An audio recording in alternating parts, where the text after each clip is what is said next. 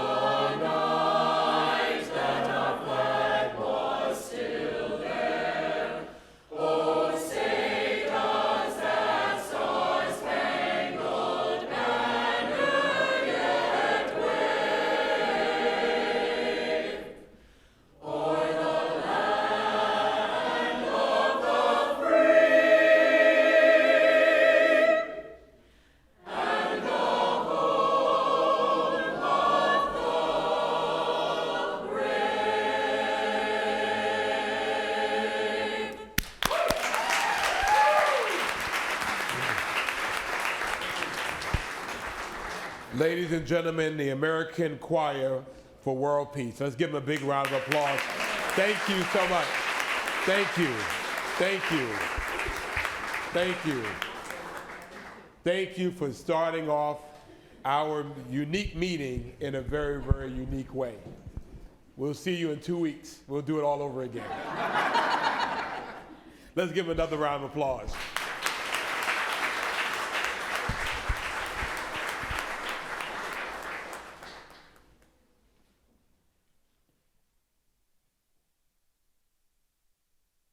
You may be seated for a moment.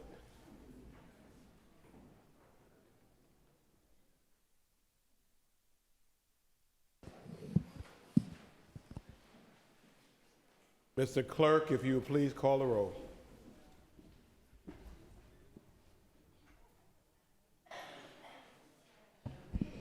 Yes, sir. Mr. Mayor, Mayor Van Johnson. Present. Mayor Pro Tem and District 5 Alderwoman Dr. Estella Edwards Shabazz. Present. Chairman and District 4 Alderman Nick Palumbo. Present. Vice Chair and District 3 Alderwoman Linda Wilder. Ready, let's go. Post 1 Alderwoman Carolyn H. Bell is Excused. attending the Women in Municipal Government. National League of Cities, yes. Post 2 Alderwoman Alicia Miller Blakely. Present. District 1 Alderwoman Bernetta B. Lanier. Present. District 2 Alderman Dietrich Leggett. Here. And District 6 Alderman Curtis Pertee. Present. Mr. Mayor, you have a quorum. Thank you very much. I call this meeting of the Savannah City Council to order. Today is June the 25th, 2026. The time is 2:12 p.m. We want to thank all of you for being with us today in the greatest city on earth, in the greatest country on earth. We are so glad that you're here, not only in a packed council chambers, but also throughout our digital platforms. We say and we believe that Savannah will be a safe, environmentally healthy, and economically thriving community for all. And for us, all means all. Would you please stand as we have the color guard to come in.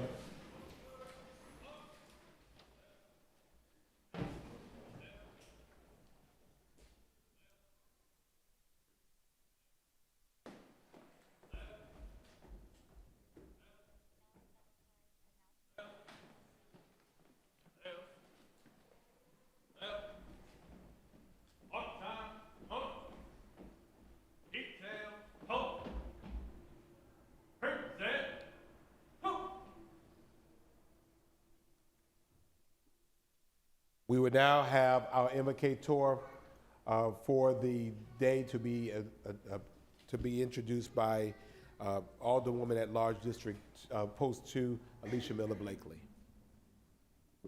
Thank you, Mr. Mayor. Pastor Roche, could you please get to the mic? To the podium right there. Thank you. Kenneth M. Roche is founder and lead pastor of Branded Hearts Church in Savannah, Georgia. His approach to teaching the Word of God draws listeners in for a life-changing experience that prepares them to pursue the purpose of God for their lives. Kenneth is also an accomplished author, musician, and actor. Mr. Roche worked for the U.S. Census Bureau until the end of 2020 census. He worked as an educator in both DeKalb and Chatham County schools. Kenneth received his BA in Mass Communications from the Savannah State University in 1990. He completed his teacher certification at the University of West Georgia, and he graduated from World Changer School of Ministry with a certificate in ministry and counseling. Mr. Roche is currently a member of the Savannah Alliance of Pastors, and he serves as a chaplain for our Savannah Police Department. I present to some and introduce to others Pastor Kenneth M. Roche. Thank you. Good afternoon, ladies and gentlemen. Good afternoon. Would you bow your heads and join me in prayer, please? Loving and gracious God, we just give you honor and praise for this day that you've made. We come before you with deep gratitude for the privilege of service and the freedom to gather together. We thank you for this community and for the citizens who entrust us with the responsibility of guiding our city. We pray your blessing upon our mayor, our city manager, city council, all staff, and over all of the citizens of this city. As this meeting begins, we ask that you grant this council wisdom, discernment, and clarity of thought. Help us to listen attentively to one another, to respect differing perspectives, and to work together in harmony for the greater good of all the people. Keep the focus on the true needs of the people. We ask that you guide the words spoken and the actions in this room, And may the decisions we make this afternoon promote justice, peace, and prosperity for all who call Savannah home. We ask your blessing again, and it's in your many names we pray. Amen. Amen. Amen. Let us honor our country. I pledge allegiance to the flag of the United States of America and to the republic for which it stands, one nation, under God, indivisible, with liberty and justice for all. Ms. Huxley Scott.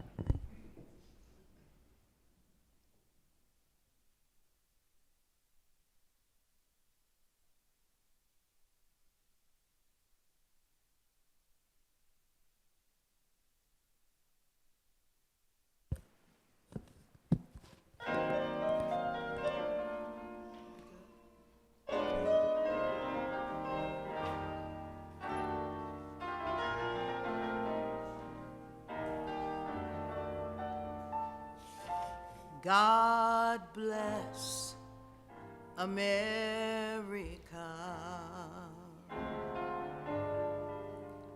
land that I love.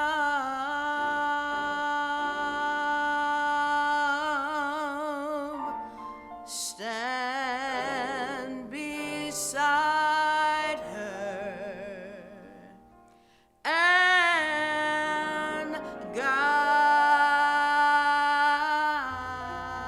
her through this night with your light from above. From the mountains to the prairies, to the oceans white with foam. Oh, God bless America, my home, sweet home.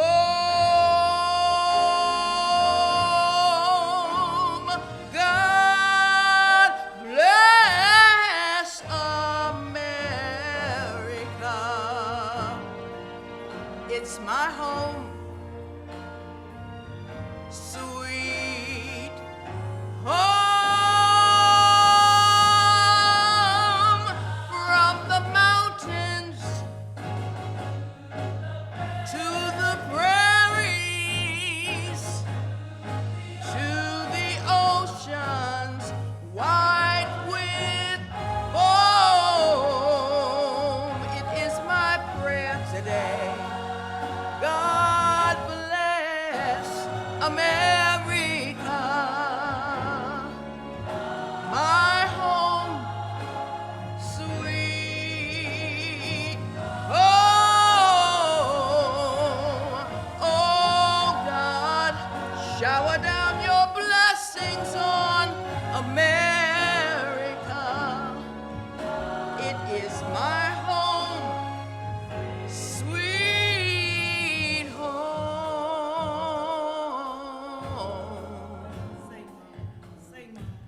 God bless my home.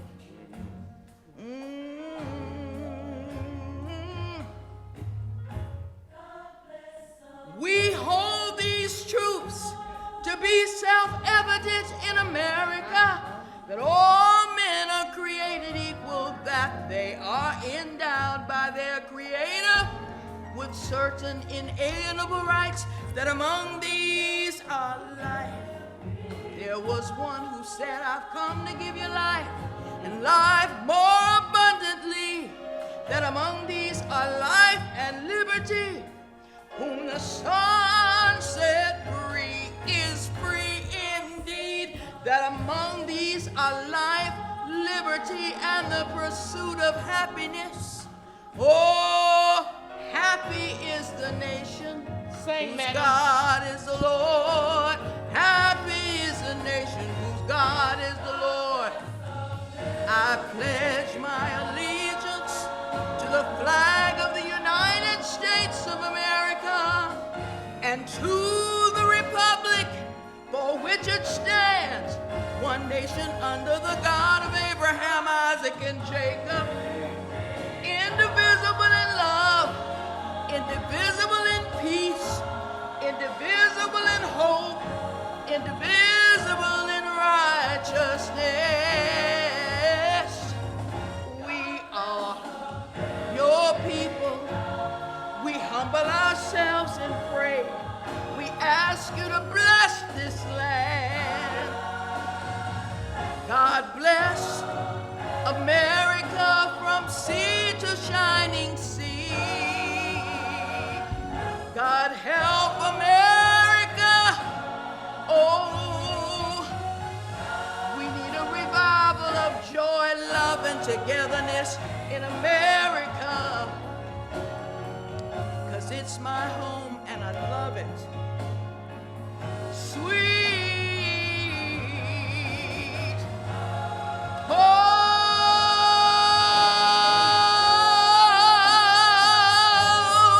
bless my home.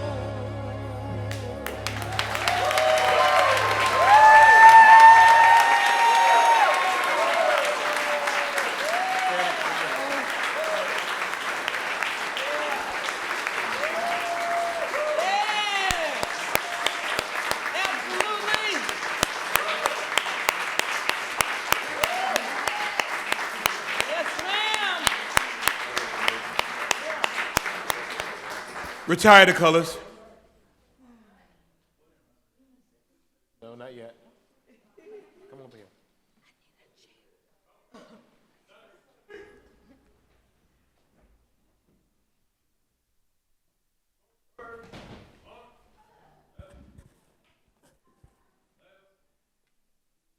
Round of applause for the color guard of the Savannah Police, Savannah Fire.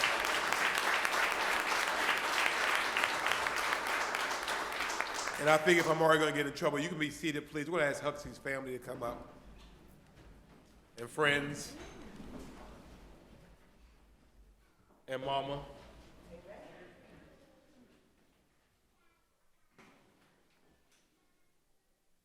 To come and join. They're upstairs? Yeah. They're somewhere in the building. Ladies and gentlemen, we love Huxley Scott. Yes. Yeah.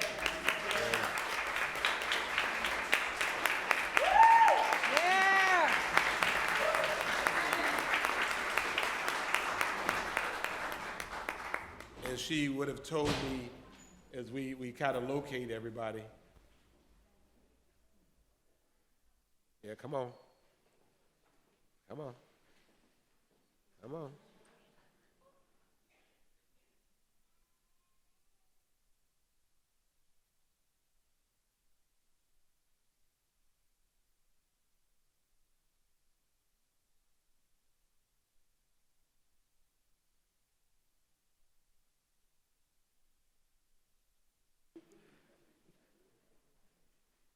And because we love a good surprise, we also believe in giving honor where honor is due.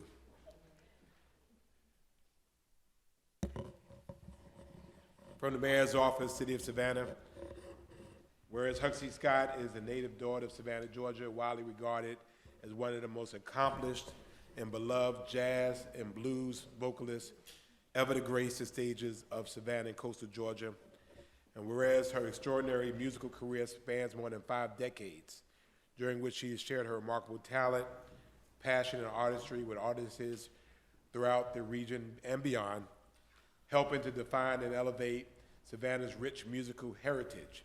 In addition to her distinguished career in music, Huxley Scott faithfully served the young people of this community as an educator with the Savannah Chatham County Public School System for 22 years, exemplifying a lifelong commitment to service, education, and advancement of others.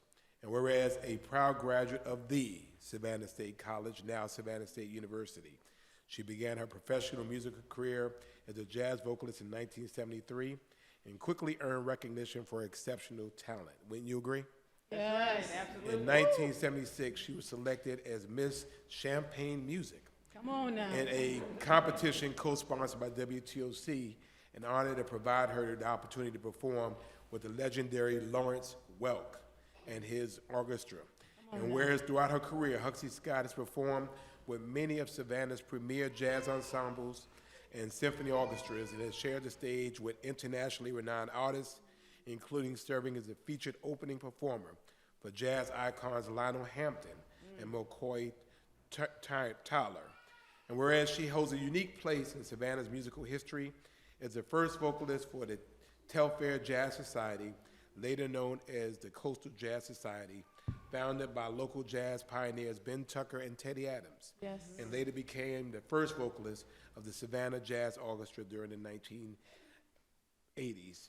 And whereas her many accomplishments include earning the bronze medal in the 2004 American Traditions Competition, induction into the Coastal Jazz Hall of Fame, and the Savannah Tribune Gospel Hall of Fame, and recognition by both the King Tisdale College Foundation and the Savannah Black Heritage Festival for her outstanding contributions to entertainment and culture. And whereas through her voice artistry, mentorship, and unwavering dedication to preserving and advancing the traditions of jazz, blues, and gospel music, Huxley Scott has served as a cultural treasure and an enduring ambassador for the city of Savannah. Yes. Now, I've only done this once, and I designated Dr. Teddy Adams as Savannah's official jazz ambassador. But now I take the opportunity as the mayor of Savannah to proclaim Huxley Scott official Savannah music ambassador. And extend our deepest appreciation for her extraordinary contributions to the cultural, educational, and artistic life of our community. We celebrate you, we honor you, and we know you mad at us, and we don't care. Go Huxley!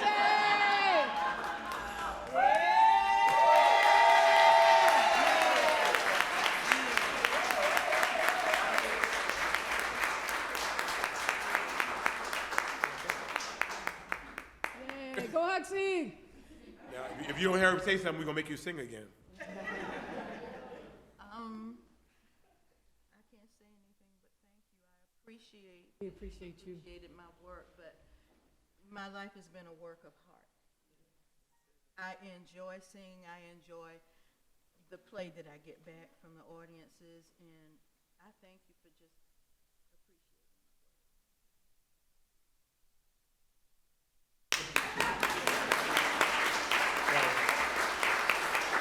And yes, ma'am, you can sit down.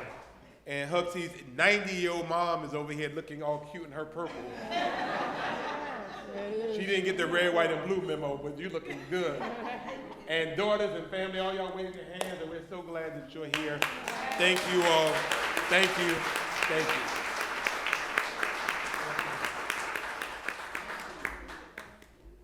Let's move through the agenda. Mr. Mayor, Yes.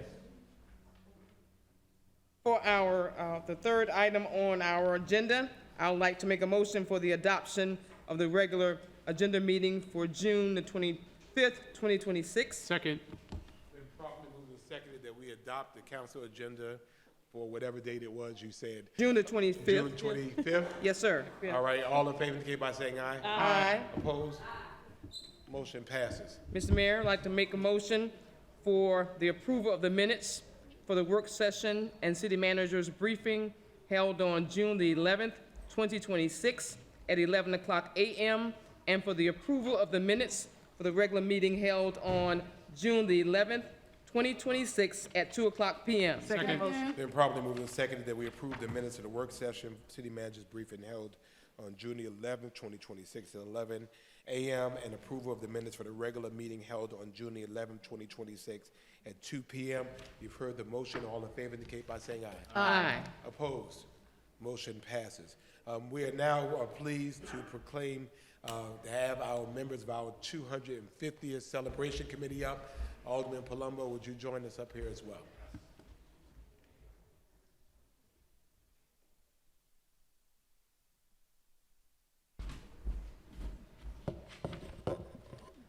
Anybody else here from the committee? Okay. Come on, for the entire All right. thing. Come on, let's do it. Whereas on July the 4th, 2026, the United States of America marks the semi-quincentennial, the 250th anniversary of the signing of the Declaration of Independence and the founding of our nation. And whereas our founders established a nation based on the enduring principles of liberty, equality, unalienable rights, and the pursuit of happiness, guided by a vision that has inspired generations and fueled Americans' legacy of freedom, resilience, and democratic progress. And whereas local communities and grassroots citizens have historically played a foundational role in the great American story, contributing to the defense of liberty, civic values, and driving the innovation that has shaped our communities. And whereas Savannah has served as the seat of Georgia's revolutionary movement from the raising of the Liberty Pole by the Sons of Liberty in 1775 through the Siege of Savannah in 1779, where Americans were supported by our allies until the evacuation of the British in 1782, clearing the way for the establishment of our local governments. And whereas, as our nation embarks on its next chapters, this milestone celebration serves as a powerful reminder of our shared history, a time to honor the sacrifices made by countless individuals, and a call to action to build a brighter future for generations to come. Now, therefore, I, Van R. Johnson II, Mayor of the City of Savannah, do hereby proclaim July the 4th, 2026, is America's 250th Anniversary Day in the City of Savannah, and call on all residents to reflect on the gratitude of the blessings of liberty and to participate in community events and acts of civil engagement as we rededicate ourselves to the ideals of our founding. Alderman Palumbo.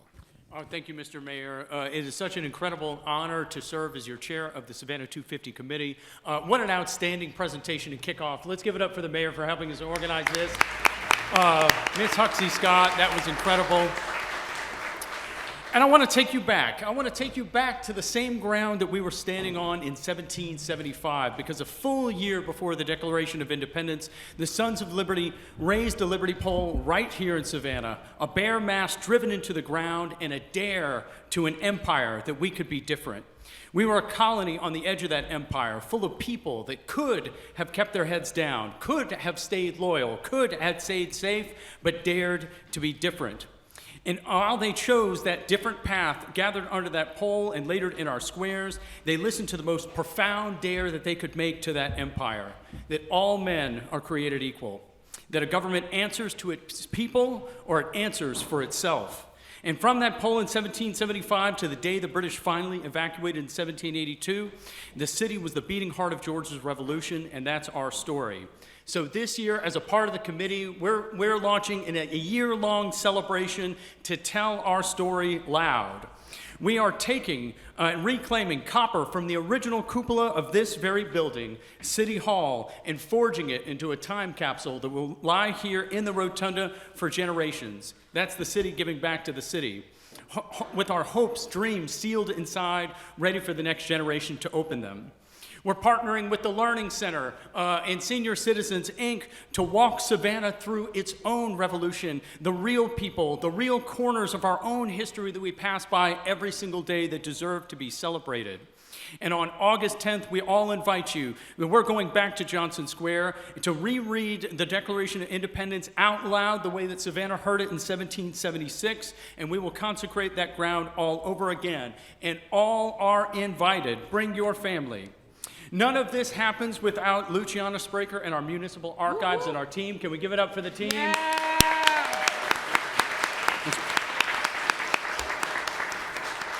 And she can't be here this afternoon. She's with her father, who's receiving a Lifetime Achievement Award for a career in military intelligence. I've been sworn to secrecy, and now I've broken it. But here's the thing that I keep coming back to.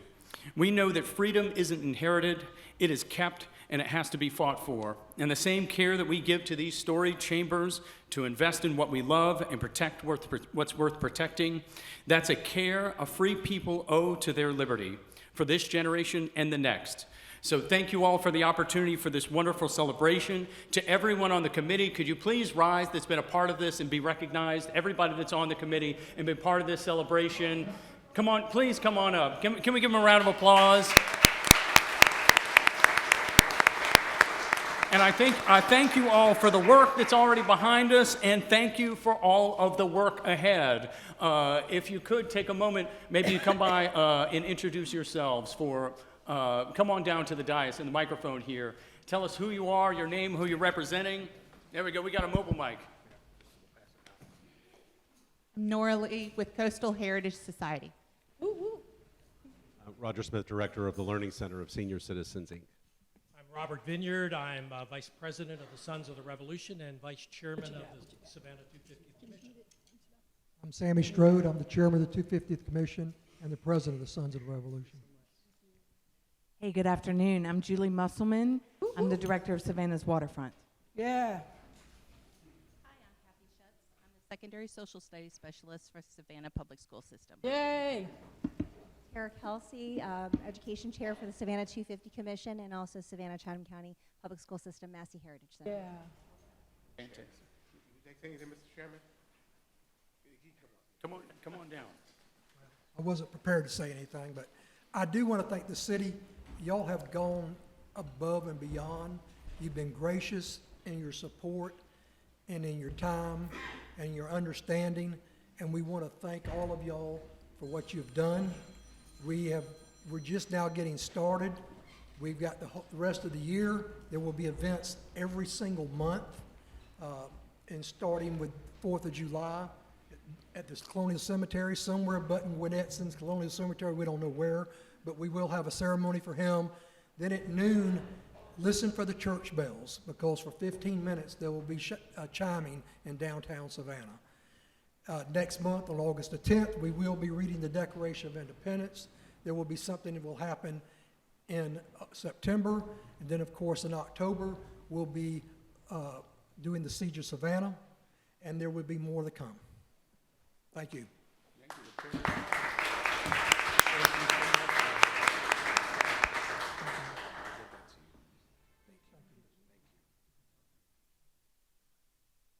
And don't y'all go too far, because we got something else really cool. So, but thank you all so much. And Alderman Palumbo, thank you for leading this work on my behalf. Thank you very much. We do have and I don't know if Tracy Stan is here. Tracy, Johnny, are they here? Oh, y'all, come on up. So everyone knows Panhandle Slim. Yeah. If you don't know him, you have seen his work. And he has, we've commissioned from him 2 paintings that will reside in City Hall in commemoration of America's 250th. So these are new that he did just for us. If you know him, you know he wouldn't be here even if he could be here.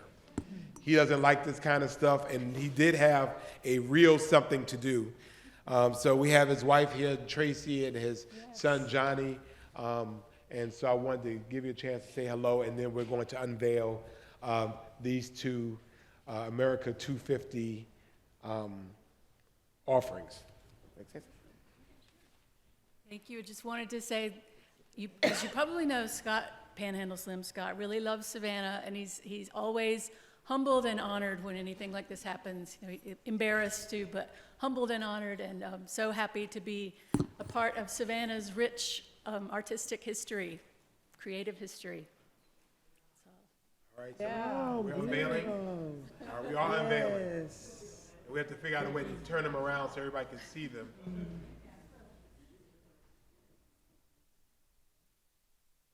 Maybe you can hold them up and walk them around so everybody can see them. They're really light. They're really light. So you probably just lift them up. Alderman Leggett, would you help? Oh, there you go.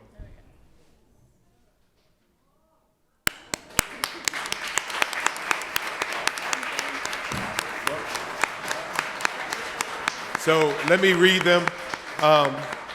Let me turn it around, please. Let me see that right there, ma'am. Let me see it so I can read it. Right here. There we go. This is: a strong nation, like a strong person, can afford to be gentle, firm, thoughtful, and restrained. It can afford to extend a helping hand to others. It's a weak nation, like a weak person, that must behave with bluster and boasting, with rashness and other signs of insecurity. and that was from President Jimmy Carter. The second one is from our former First Lady, Michelle Obama. Treat people with dignity and respect. Yes. Period and poo.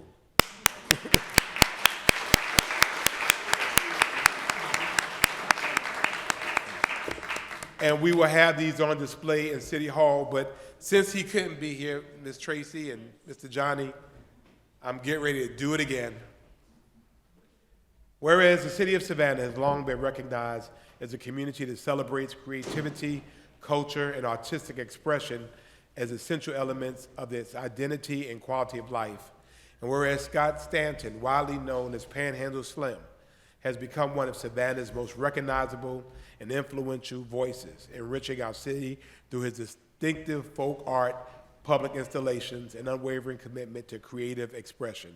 And whereas born in Maryland and raised in Pensacola, Florida, Mr. Stanton has made Savannah his artistic home, using his talent to create vibrant, colorful works that blend iconic public figures with powerful and memorable quotations that inspire reflection, conversation, and hope. And whereas his unique artistic style is instantly recognizable throughout Savannah, appearing on storefronts, fences, buildings, public spaces, and community gathering spaces, making art accessible to residents and visitors alike. Whereas through his work, Mr. Stanton has celebrated the words and legacies of cultural, political, and social icons, including Dolly Parton, Dr. Martin Luther King Jr., Ruth Bader Ginsburg, Prince, Malcolm X, and many others whose messages continue to shape our world. And whereas his commitment to making art available to all people, whether through public displays, community projects, gifts, or informal exhibitions, has helped democratize art and strengthen Savannah's reputation as a city where creativity thrives in every neighborhood. And whereas beyond artistic expression, Panhandle Slim has used his platform to encourage civil engagement, social awareness, and community dialogue, demonstrating the power of art to educate, challenge, unite, and inspire. And whereas through his authenticity, activism, generosity, and artistic vision, Scott Stanton has become an ambassador not only for the arts, but also for the spirit of Savannah itself.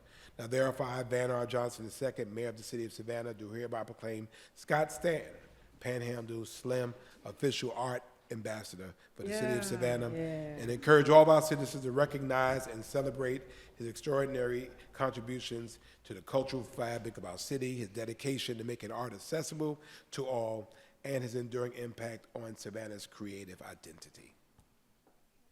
He would hate this, you know he would.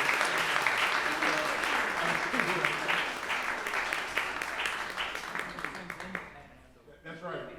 He's in the Panhandle, so thank you so much. And we appreciate this, and you have these on display here until he comes and gets it. If not, we're going to hold them. We'll hold them hostage. Thank you so much. Thank you.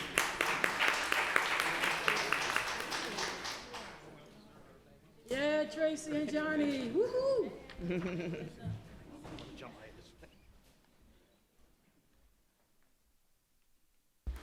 We are also very excited to ask the jewel of our community, the Savannah Alumni Chapter of Delta Sigma Theta Sorority, to come up. We want to recognize them in honor of their 85th anniversary. President Makia Davis and the outstanding women of Delta Sigma Theta.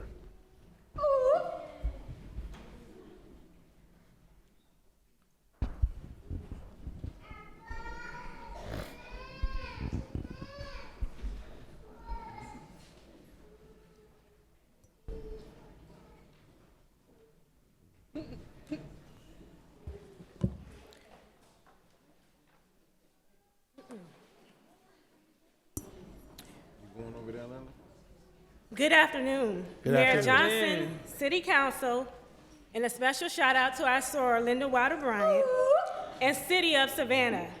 I am Makia Davis, the president of the Savannah Alumni Chapter of Delta Sigma Theta Sorority Incorporated. And on behalf of our members, it is my distinct honor and privilege to accept this proclamation commemorating our 85th charter anniversary. We are deeply grateful to the City of Savannah for this recognition and for celebrating the legacy of sisterhood, service, scholarship, and social action that has defined our chapter since its chartering in 1941. For 85 years, the Savannah Alumni Chapter has remained committed to uplifting our community through youth development initiatives, economic empowerment efforts, health awareness activities, and advocacy that addresses the needs of those we serve. As the pearl of the hostess city, we are proud of our rich history and the generations of women whose vision, leadership, and dedication have strengthened both our chapter and the Savannah community. This proclamation is not only a celebration of our past accomplishments, but also a reminder of our responsibility to continue the work ahead. Thank you to our elected officials for this recognition, to our community partners for their collaboration, and to every member, past and present, whose service has contributed to our enduring legacy. We humbly accept this proclamation and reaffirm our commitment to serving Savannah with excellence, purpose, and unwavering dedication. Thank you. Thank you so much. We know when you become a woman of Delta Sigma Theta, it is a lifetime commitment. It will own your life and your pocketbook and your service hours and your free time. And so what you see represented is just a smidgen of how many members you have? 360. 360 women in our community that serve hard, and serve well. And so we want to congratulate you for being the daughters of the the women 85 years ago, who saw fit to put stakes in the ground here in this community, and we thank you for continuing their legacy of service. Will we have everyone introduce themselves, and we'll start with our immediate past president. Good afternoon, everyone. I'm Elaine Shavers Campbell, a native of Savannah, and I am the immediate past president of the Savannah Alumni Chapter. Thank you. The mayor, you can pull it down. Good afternoon. I'm Carolyn Williams Price, and I am the 32nd past president of this beautiful sorority. Yes. Thank you. Good afternoon, everyone. I am Laura N. Wiggins. I am the 34th president of Savannah Alumni Chapter. Thank you for having us. Thank you. Our cousin.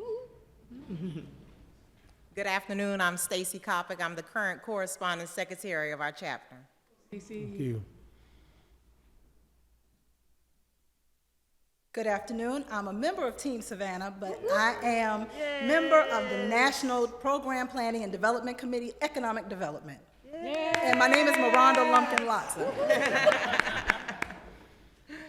Good afternoon. My name is Patricia Patterson, and I'm a member of this illustrious organization. Yay. Yeah. Good afternoon. I'm Annette Thomas. I'm a member of the Social Action Committee and also the Economic Development Committee. Good afternoon. I'm Kwanzaa Oliver, and this is my 30th year active and financial with Delta Sigma Theta Sorority Incorporated. Good afternoon, everyone. My name is Kamaria Shaw. I'm a proud member of Delta Sigma Theta Sorority. Yes. Good afternoon. I'm Lavitra Singleton. Thank you. Yes. Well, thank you. We have one other one? We have another one? Yes, you do. Linda Wilder Bryan, 46 years strong. Ooh. Thank you, Madam Patterson. Thank you again so much. We recognize the work of our city, making our city better, is not done by government alone. We know those people that give up their time and their effort and their energies, and everywhere, whenever the city needs Delta Sigma Theta, y'all show up and y'all show out. And so I want to thank you all. We want to take the opportunity just to thank you publicly for the work that you do. Thank you for being in the rain with us last Friday. I know it wasn't all that dry, but it was sure wet. But we appreciate you all and continue to serve. And if we can ever be service to you, we're here for you. Thank you. Thank you. Thank you.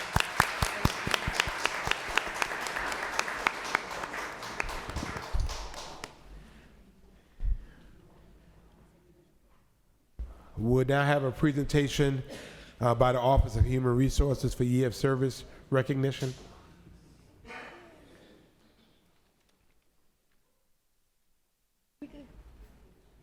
Right. Good afternoon, Mayor and Council.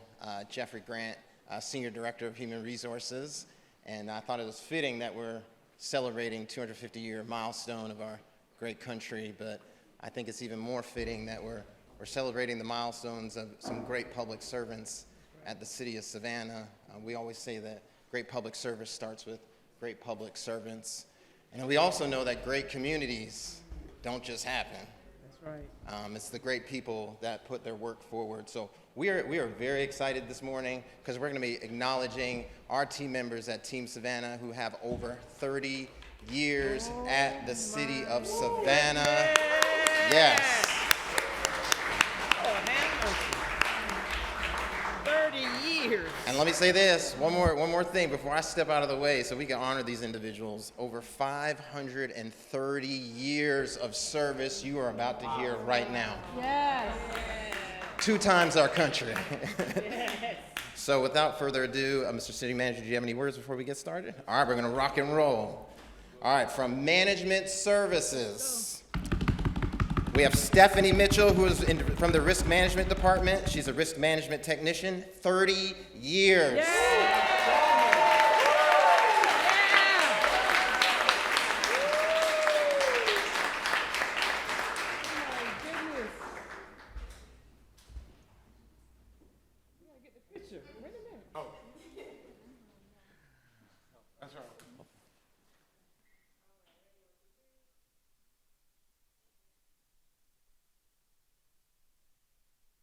From Savannah Fire Department, William A. Handy, Savannah Fire Rescue, Deputy Fire Chief, 30 years.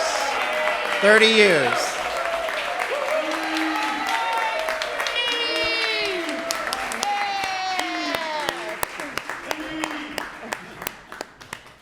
Oh, man. 30 years. Handy always handy.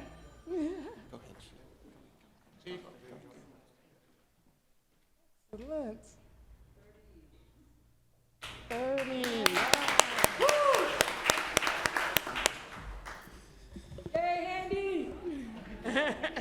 All right, from Community Services, I have 2 individuals, but Michelle Hayward, Recreation Leisure Services. She's a recreation leader, 30 years. 30 years.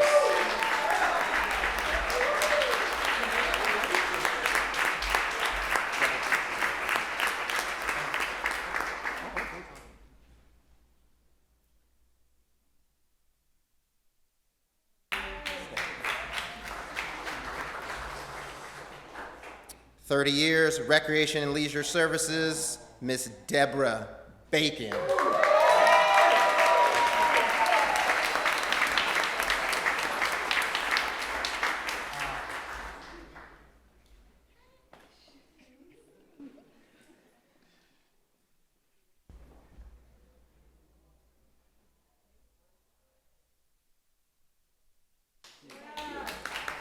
Congratulations, Deborah Joyner. All right, Planning and Economic Development, 30 years, Administrative Clerk, Stacy Clifton from Parking. Stacy Clifton.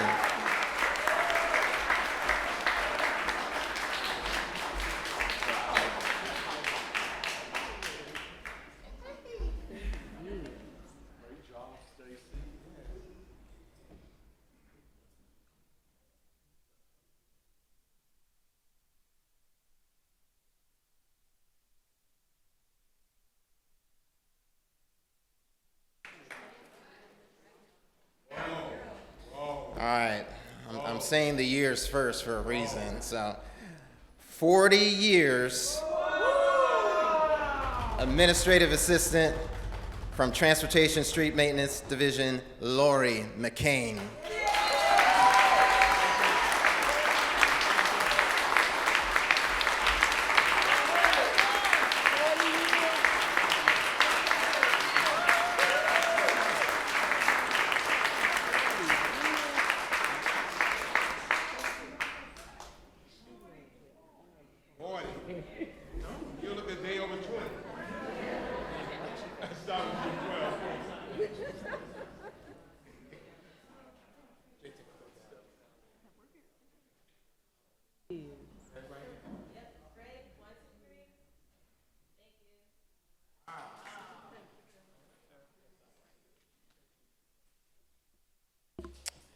From government operations, 30 years as a forestry inspector, Park and Tree, Urban Forestry Division, Jimmy Davis.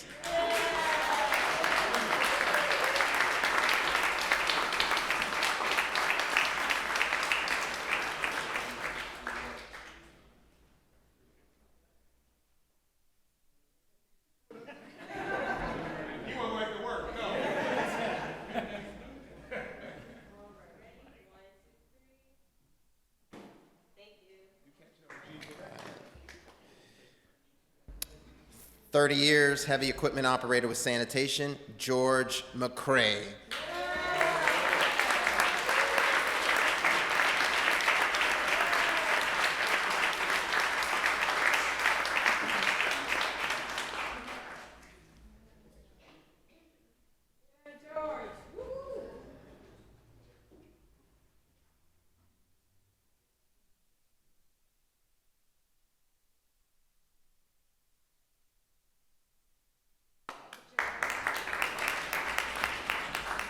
All right, we're climbing the ladder here. 35 years, refuse truck operator, sanitation, Darren Crumley.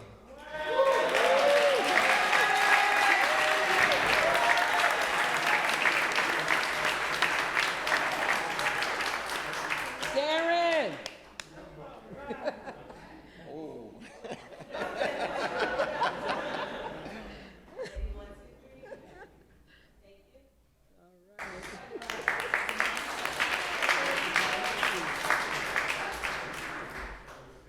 45 years, sanitation, Bobby Washington.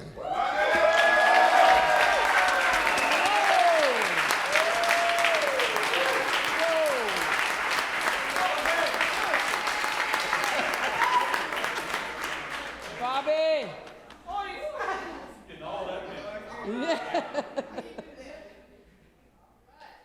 He paid us to work.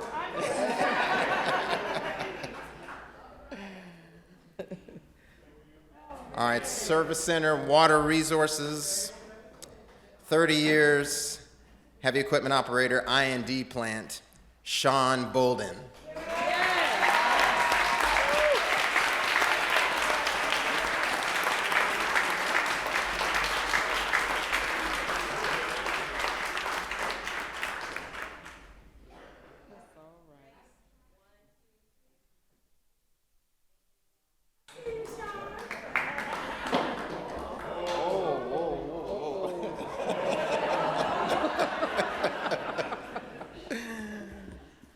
All right, I'm gonna take a deep breath. No, don't do it. Don't do it.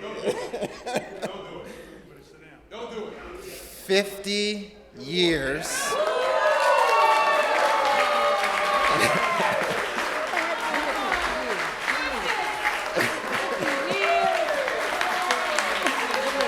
Water and sewer manager, I&D plant, Willie Weil.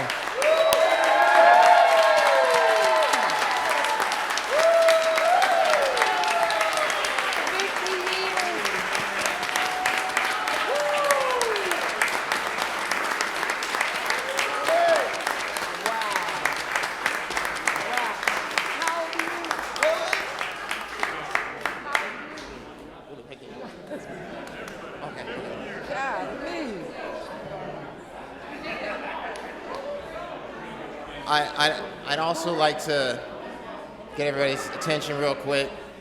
Willie's been with us for 50 years, but his family is here as well, too. So we want them to come up also.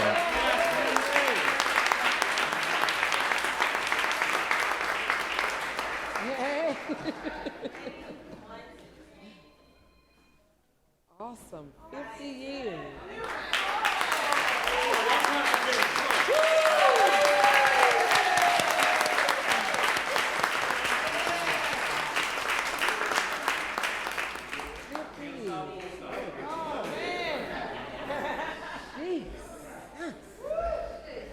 You've been here longer than some people been born. How you do that? How you do that for 50 years?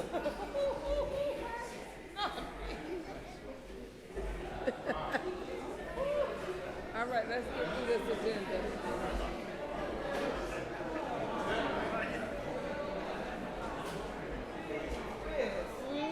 Let's give all of our honorees a big round of applause.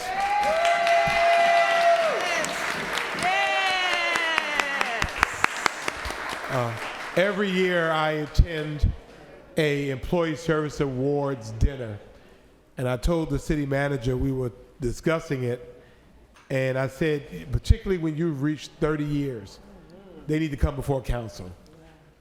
Council needs to see not only the expertise, but also the longevity. Yes. When you've worked for somebody for 50 years, when you've given 35 years or 30 years of your life to this organization, the leaders of the organization need to know who you are.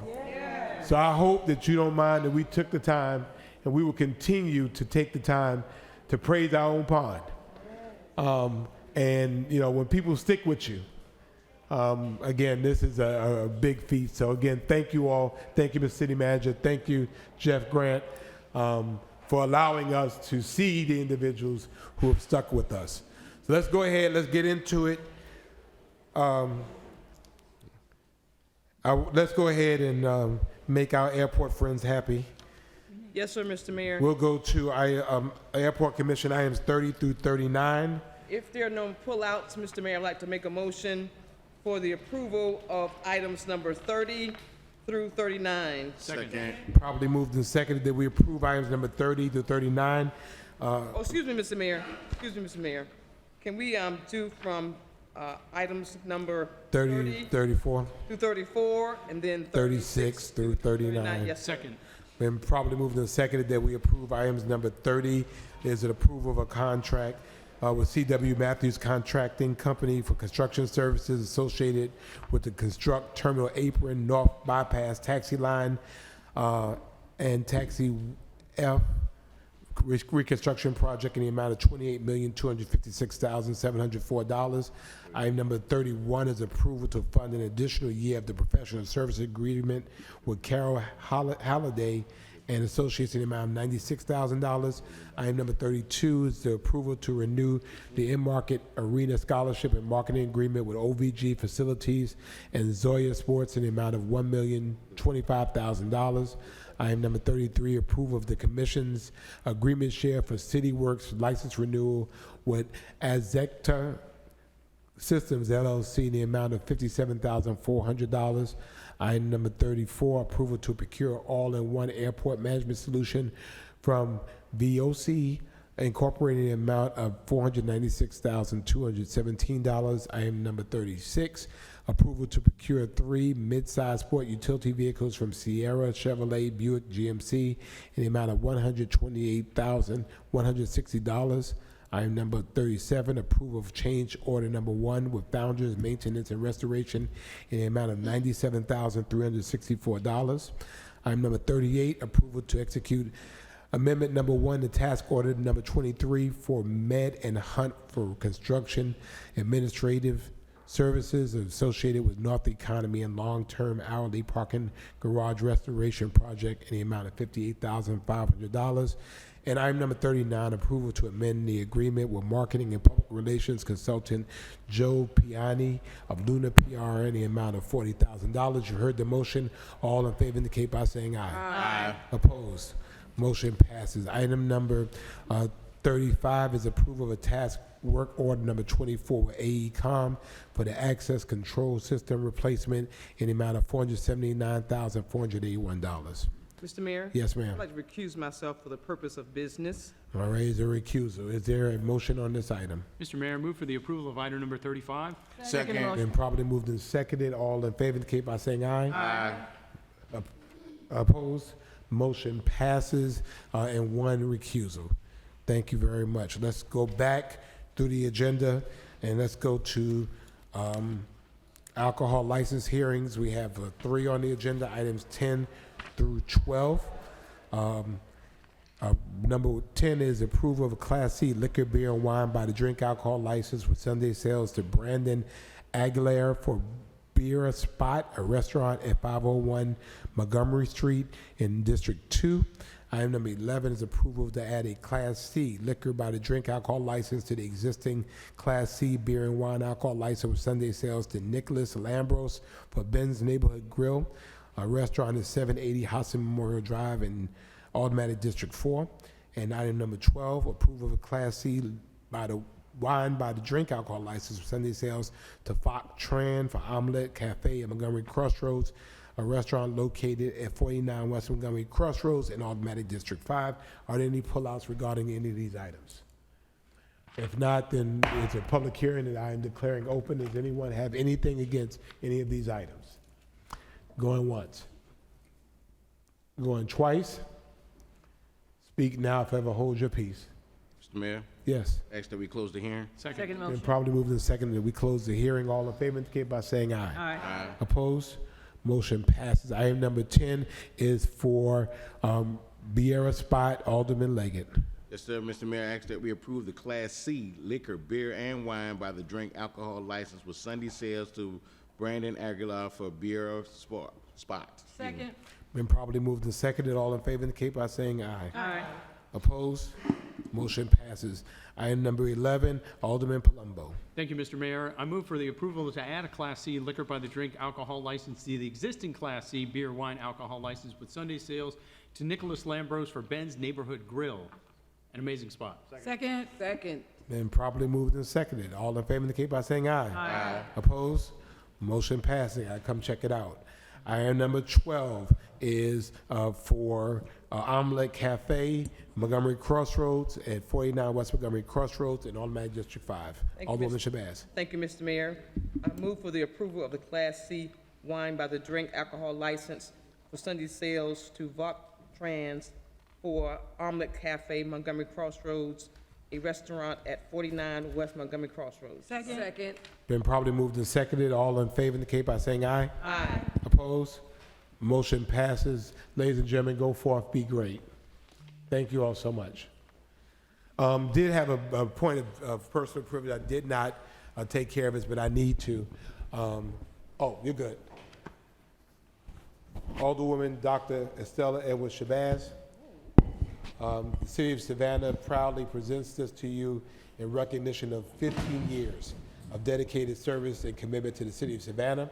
Your contributions exemplify the values of integrity, excellence, and public service. Through your hard work and dedication, you have played a vital role in making our community stronger and our organization more effective.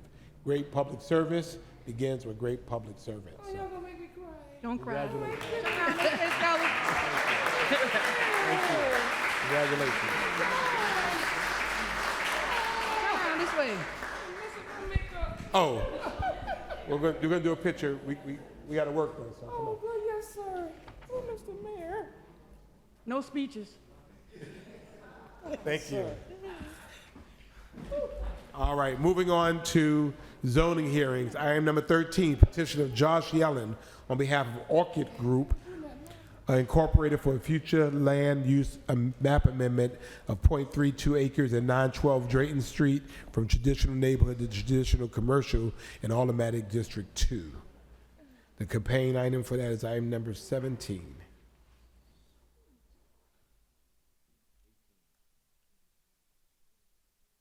(1718).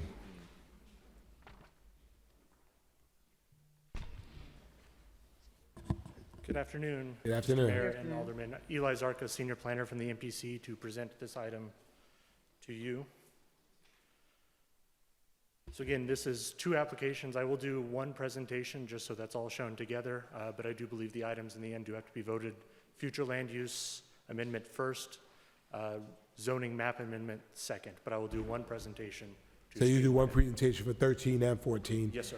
Requiring our actions on the side, right? Yes, sir. Okay. Okay, again, this is a future land use and zoning map amendment to change the future land use designation from traditional neighborhood to traditional commercial, and to change the zoning district from traditional neighborhood 1 to traditional commercial 2. Here is both the current flume and the current zoning map. I will show you, point out on the flume, the yellow is the traditional neighborhood designation. You'll see that the interior side of some of these blocks are traditional neighborhood, And on the zoning map, you will see that most of this area is zoned traditional neighborhood 1. This would be the southeastern corner of Forsyth Park and that kind of area that juts out just next to it. You will see some combinations of traditional commercial 1 and traditional commercial 2 around this area. Just to the north, past Gwinnett Street is kind of the end of the downtown districts. So this is the beginning of the traditional neighborhoods and traditional commercial zoning districts. Here is the actual building and the property that is subject to these applications. There are no significant changes that are proposed for this structure at this time. There are some minor things, maintenance and some minor exterior work that the applicant might have to do later that would come through the relevant historic boards. The applicant is aware of that, but they have not proposed anything at this time. The property was previously used as a private club or lodge. That is the actual use in the use table that this was considered previously as the Free and Accepted Masons. Most people would know it as the Masonic Temple.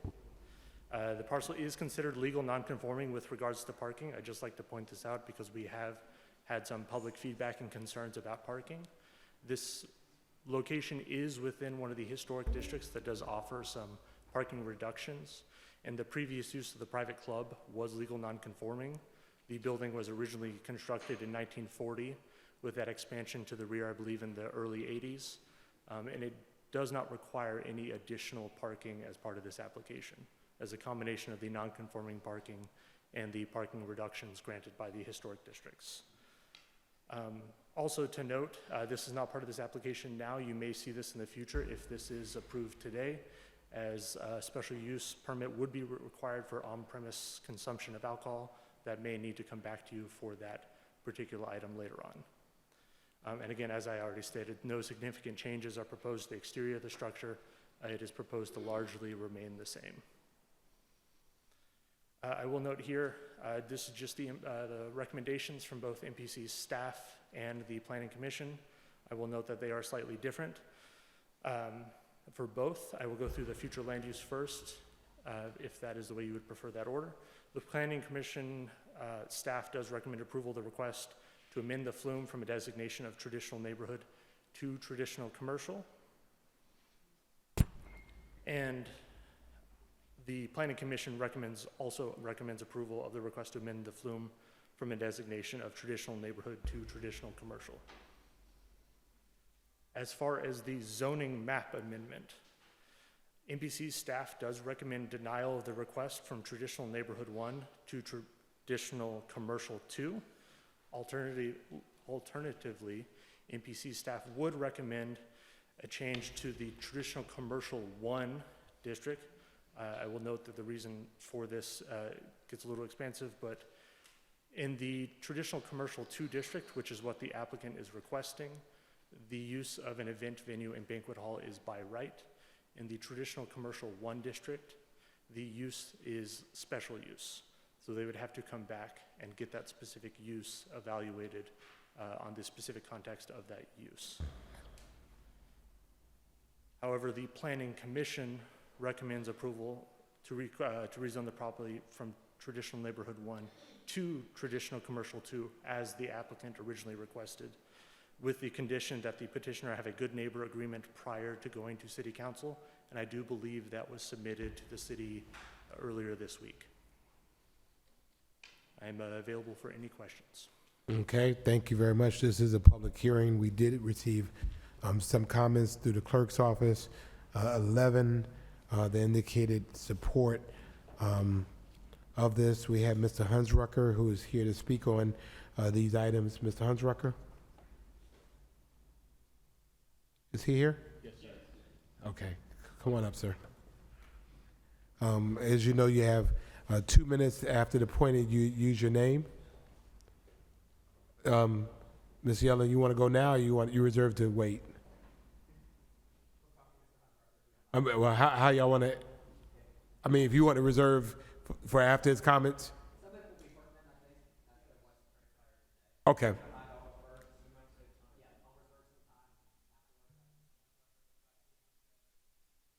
It's just your name for the record, please.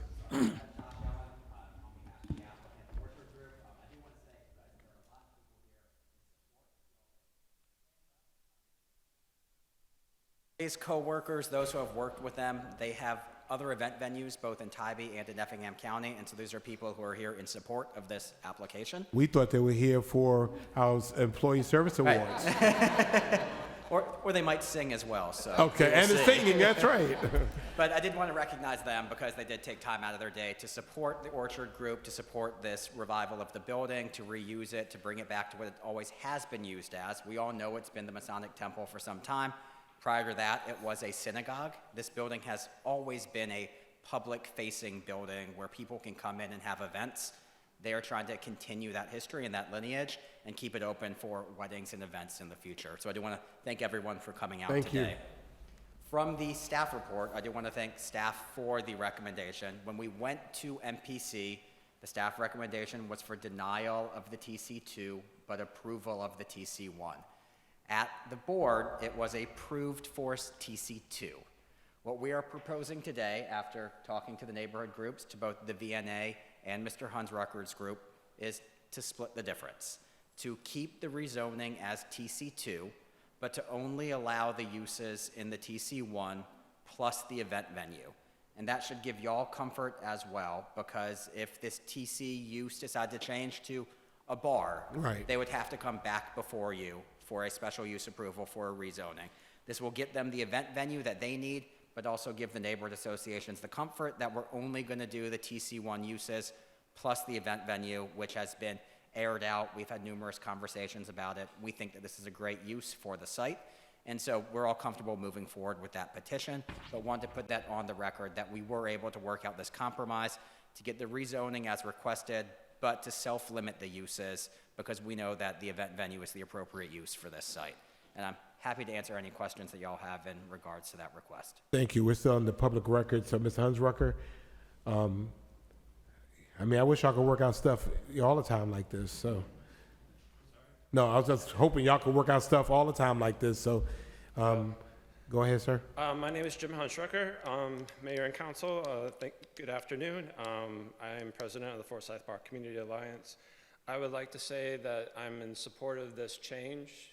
It's going to be a caveat that will probably confuse people in the future when they look at it, but from TN1 to TN1 to TC1, they're gaining 50 more uses, and then the only difference between TN1 and TC1 to TC2 is 17 more uses. So they're gaining a lot in this change. We've discussed back and forth. We still have to sign our good neighborhood agreement, Right. but we have discussed things like noise and parking. They understand the parking restrictions in the neighborhood, that the majority of the parking, off-street parking, is reserved by the Bardo hotels. So they are going to be stressed if it comes to that point to find off-street parking. And they're well aware of that, as well as what might come with the Parking Matters study that you'll be seeing later this summer, early fall. So we've really worked hard to educate them on what they're looking at as far as having a thriving long-term business. So those are my comments. Thank you very much. Thank you. Any other comments regarding this? Going once? Going twice? Speak now, if ever hold your peace. Mayor, I ask that we close the hearing. Second motion. Probably moved and seconded. All in favor indicate by saying aye. Aye. Opposed? Motion passes. Anyone have any comments from council? Question, Mr. Mayor. Huh? Yes, ma'am. So, for clarity, what's the use of the building right now? Currently, under the city code, it's classified as a private club, is the best use classification that the city was able to give the existing Masonic Lodge that's there. Masonic Lodge doesn't have a use classification under the ordinance, and Do so y'all have that photo? We can go back. We can go back to it. Back to your map. Yeah, please. Mm-hmm. No, go back to the actual photo. There you go. So the use in the actual use table is private club or lodge. I don't have the definition in front of me here. It is a kind of in-between place of worship and event venue where it isn't necessarily open to all members of the public for any public event, but there is some crossover in how they practically function. but the way it is organized and who it is usually open to is really the caveat, is the difference. Is a business operating right now currently? And they're just trying, it's an event space, and ma'am. with this new designation, they'll be able to do 17 more items, including apply for. Yes, ma'am, I'll clarify that. So the current owner of the building, it's jointly owned by 2 different Masonic lodges. They are in the process of selling the building to the applicant, who needs to convert it to an event venue. The applicant will not be operating as a private lodge. They will be transitioning to the wedding venue, but keeping in the spirit of the use, which is the Masonic Lodge. And this building, as it currently stands, was constructed or used by the AA Synagogue going back to the 1950s. And it's a venue that we really need in this city, venue Yes, ma'am. spaces, we really do. It is few and far between. And so there are representatives here today from the lodge who are here, and they also wrote a letter of support saying that they support the new owners coming in to rehab the space, supporting the change in use, understanding that, yes, for weddings, there is alcohol served, and they were in support They'll of have that to as apply well. or go through the process, but they'll have the ability to do that. Yes, ma'am. That's what we're doing, okay. Yes, ma'am. Sounds good, thank you. Alderwoman Wilder-Bryan. Just wanted to thank Jim.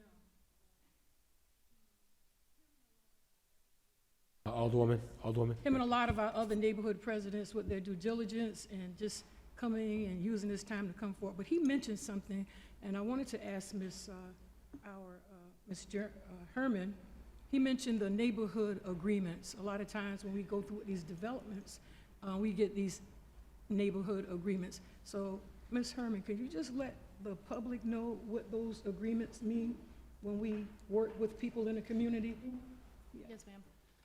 Excuse me. A neighborhood agreement is just an arrangement that is reached between the affected neighborhood association and the establishment, where they agree on certain terms and conditions, parking, noise, operating hours, whatever they want to hash out between the two of them.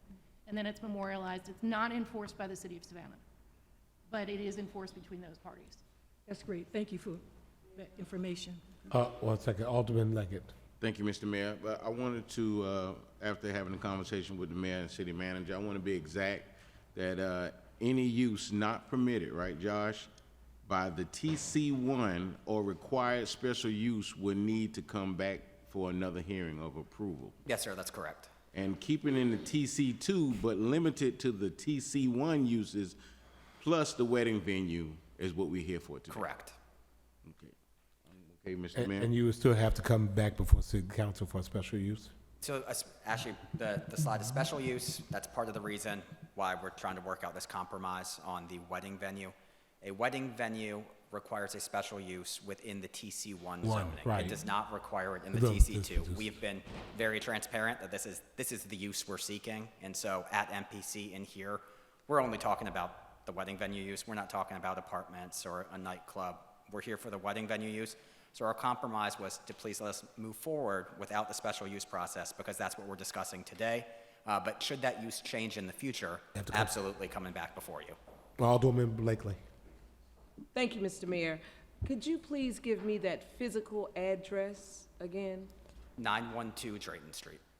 912 Drayton Street? Yes, a very fitting address. Okay. Thank you all so very much for doing this, because we really need a wedding venue. And I just want people to know that this is a place where everybody will be able to go to and rent if they want to use that space. So thank y'all. I have a question. Okay. And thank y'all too for showing up. Alderwoman. I have a question for Josh. Yes, ma'am. Just curious, when you advocate for people who are wanting to do this same type of stuff, what is your advisement after they get whatever they need, the zoning change? What is your advisement when they want to come back and get a liquor license? In terms of guiding them through the process? Yes. So we do assist with liquor licenses. And so should they need assistance, I'm happy to help them with that process. We know that it comes back before y'all. I would anticipate that this will be coming once they purchase the property and once they do their renovations, that y'all should expect that shortly. But I'm always able to assist with alcohol license processes. And I should say, Y'all staff does a great job with their new ARC meetings where y'all get everyone in the room all at one time to walk through an application. It has made the process a little bit more transparent for everyone involved.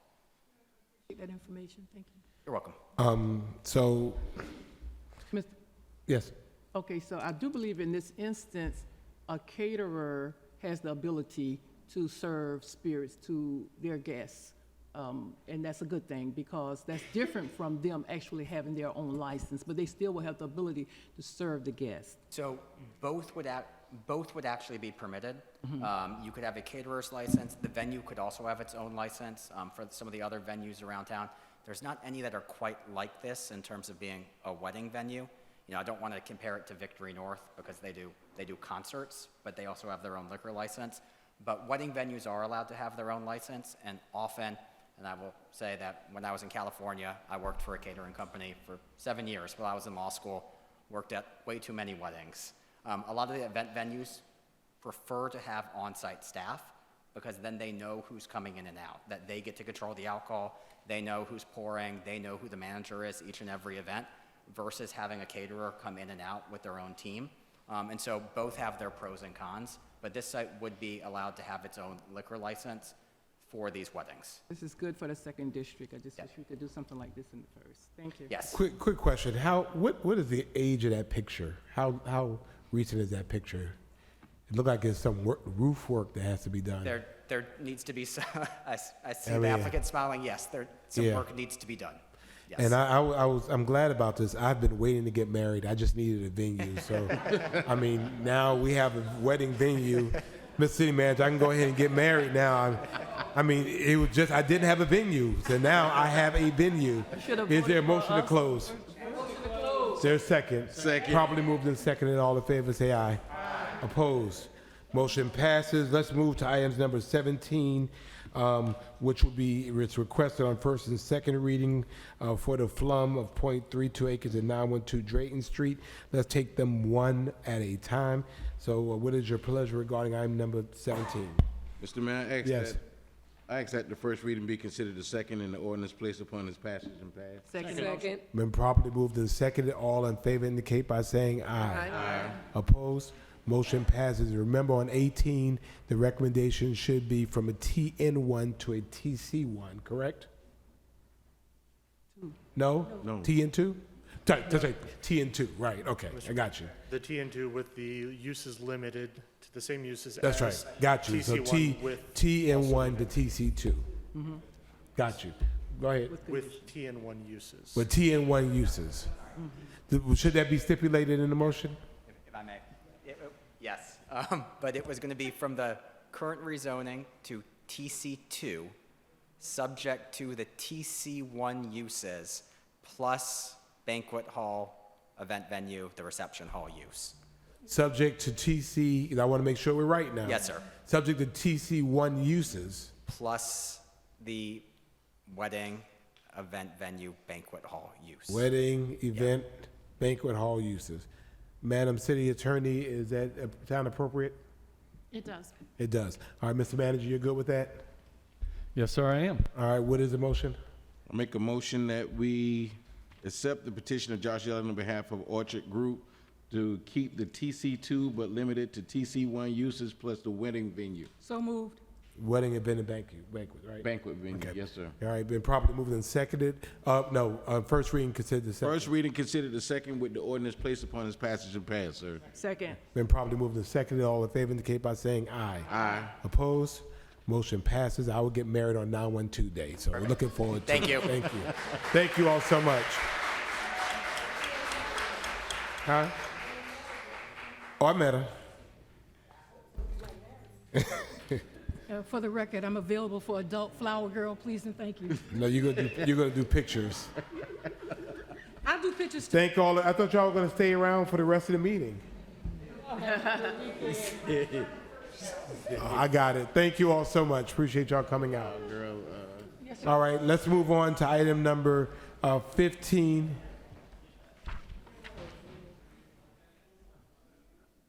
Zoning hearing on item number 15 is petition of Josh Yellen of 25 East Marpus LLC for a special use permit of .20 acres at 15 and 25 East Marpus Avenue in the TC1 zoning district to allow for retail consumption of alcohol with conditions in Aldermatic District 2.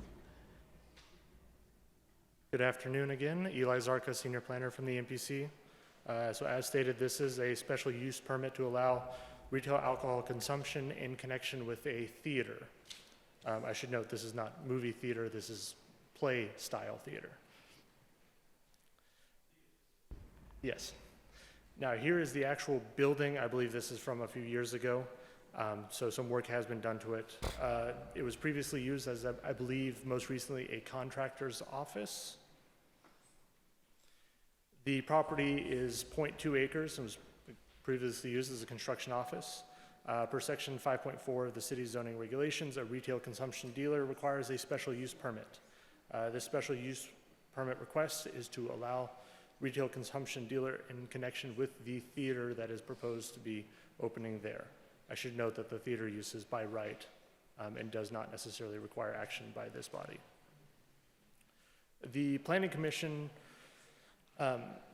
recommends approval of the special use permit request to allow a retail consumption dealer in connection with the theater with the following conditions. The special use permit shall be non-transferable, operate only in conjunction with the theater use, and alcohol sales are limited to on-premises consumption only. As far as the staff recommendation, and I will give a little context to this afterwards, MPC staff recommends approval of the special use permit request to allow retail consumption dealer in connection with the theater with the following conditions. The special use permit shall be non-transferable, operate only in conjunction with the theater. Alcohol sales are limited to on-premises consumption only, and to limit the hours of alcohol service from 5 p.m. to 11 p.m. during the theater hours of operation.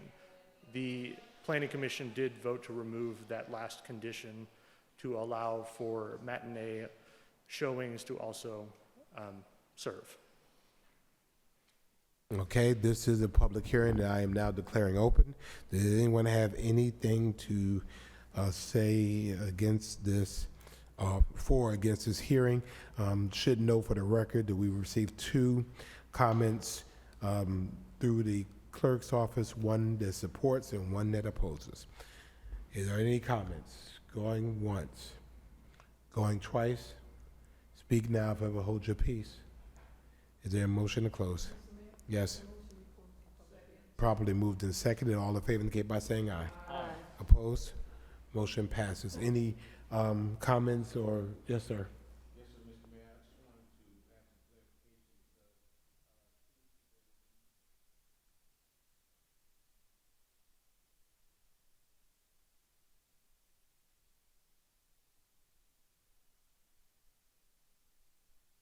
a clarification. Because the mechanic shop across the street. Mr. Manager? It doesn't conflict at all. I mean, so it actually adds more parking availability for theater patrons as well. Yeah, because I know if he's parking vehicles at his current shop or also down the street, we do have the homeless venue there, so we want to make sure that. Yeah, a lot going on here in this corridor. You know, the issue about storing the vehicles on the public right-of-way as a part of the repair shop is not legal even without the parking or no parking. And so we'll continue to address that via code compliance, and we've had a long history there with code compliance. So we'll have to continue to manage that. But we're also, as per our conversation with that last time, looking at this street specifically before we bring parking matters back to council to vote, to understand if there needs to be any kind of further policy strategies on this particular street and in the area as well. But I know by right they do have off-street parking. They have parking availability. But they should have what 4 or 6 parking spaces, just like a house. I think Mr. Yellen can talk about the specifics of the parcel, but to the question of would this use conflict with council's action a few weeks ago to allow parking on both sides? No, it would not. Okay, I'm good. Okay. Okay. So I just wanted to make sure that we all knew Sure. where it was happening. Sure. Yes. Along those lines, the theater has So this site is actually like the other site. It's parking exempt. This building is small enough that it doesn't reach the 3,000 square foot threshold for parking to be required. There is some limited on-site parking that's available. There's also the parking lot across the street, and then there's the paid parking lots that have been recently approved in the vicinity. So based upon the scope, we don't believe this is going to be, as came up, we don't believe it's going to be in conflict with the adjacent auto shop and the street parking. This is a very limited use that's not coming in with a high intensive parking demand. And like the prior venue, this is a theater space and kind of trying to fill a void that we have, oddly, in the city of Savannah, that there's not a lot of theater spaces here. how many patrons Yes. and Capacity. And so I will introduce, so Chase is here. He is actually the director of the theater company who will be partnering, and Mr. Gilbert is here, who's the owner of the building. It's a partnership between them. And so they are looking at utilizing this space together. And if you want to, come on up. Hi, my name is Chase Brackett, and I'm the Artistic Director of New Oak Theater. We anticipate with the beginning season of the theater to have a capacity of 50, increasing to approximately 80 maximum occupants for the theater, in addition to the staff that would be needed for the regular use of the theater, as well as Hold on a manning. second, I can't hardly hear you for the noise of the airplane. No problem. So we would see that there would be a maximum of 80 theater attendees, in addition to the regular staff that is needed to not only run the shows, but also run the concessions and the regular use of the theater. do you all have regular hours? So we plan on having different productions run for about 4 to 6 weeks at a time. Those different shows, we plan on running initially about 4 to 5 shows a week. So that would be approximately about 20 to 16 shows. These are like evening hours, afternoon? So it would be 7 p.m. shows for most of the performances, but then there would be an additional matinee on Saturday and Sunday. Those would be at 2 and 3, respectively. Thank you. Mayor Johnson? Yes, ma'am. The lot across the street from the building, you all are going to be allowed to park in that lot for patrons? There's no agreement with them yet. I think there have been discussions. There's the lots I was referencing also, that there's been a couple of special use lots that have come before you in the immediate vicinity that are the pay-for-parking lots. Those are within walking distance to the site. Where the old Save-A-Lot was, they have their pay-for-parking lot right there. That is 1.5 blocks away. So there's parking in the area for their use. I should say that Chase and John, and I was in attendance as well, we all went before the Thomas Square Neighborhood Association, presented the same occupancy, same hours, and there is a letter of support from the board that's in your packet today, because it's a use really that we need in Savannah. And I should say the theater use itself is permitted by right. And so we could get the 50 to 100 people in there right now without coming before you. The issue is it's a tough business to be in. There's only so much you can make on ticket sales. Trying to do the alcohol to get some increased revenue, to make it something that could be a benefit for the community and sustainable. Don't want it to be here for 1 year and move out. We want it to be a consistent legacy for the community. Sounds good. I look forward to coming to some of those plays that you all are going to be doing. Absolutely. Thank we look forward you. to it. Thank you. Ladies and gentlemen, what's your pleasure regarding this? Yes. We did. Okay, well, Mr. Mayor, I ask that we accept the petition.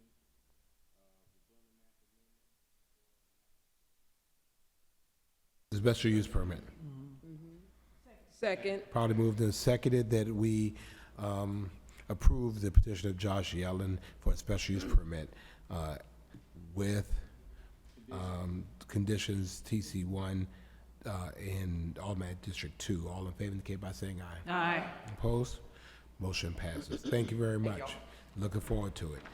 16 is a petition of Coleman Company Incorporated on behalf of Brookhaven Development LLC for Fort Argyle Developers LLC and Chatham Sand LLC for a zoning map amendment at 0 Fort Argyle Road and 1150 Fort Argyle Road to rezone 274.29 acres from RA Residential Agriculture, Chatham County, and RSF6 Residential Single Family, 6 City of Savannah to Argyle Grove Plan Development, City of Savannah, to allow a residential, commercial, and mixed-use development.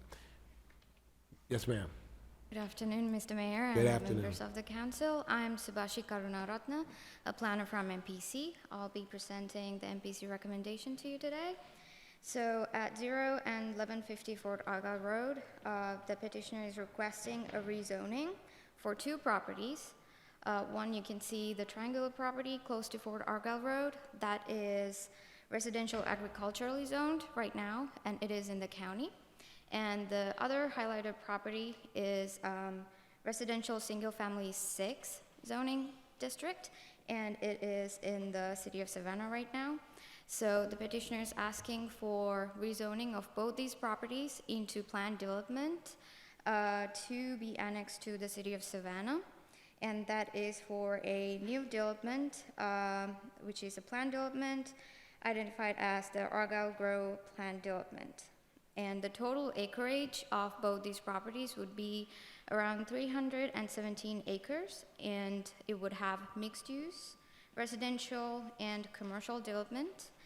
The project completion date is projected to be in 2038, and by that year, there will be about 2,450 residential uses, which includes residential single-family, attached, residential single-family detached, and multifamily developments, and it would also have a commercial component and a mixed-use component.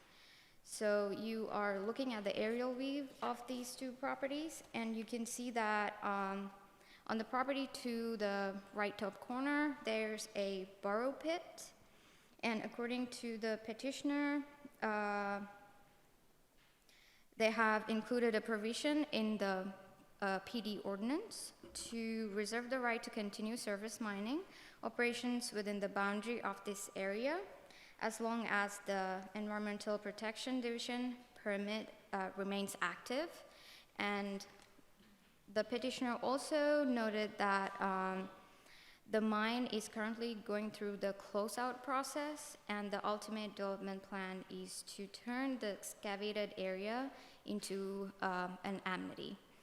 And this closeout process will be around 2 years, and it will follow the mitigation and reclamation standards of the EPD. This project also has a DRI review, and according to that review, the property sits within the FEMA flood zones and also wetlands. The Coastal Regional Commission identifies the site being predominantly located within areas requiring special attention due to significant natural resources. Currently, the wetlands are going through wetland delineation by the U.S. Army Corps of Engineers for jurisdictional determination. The results of that are not here yet, so they are still under the review.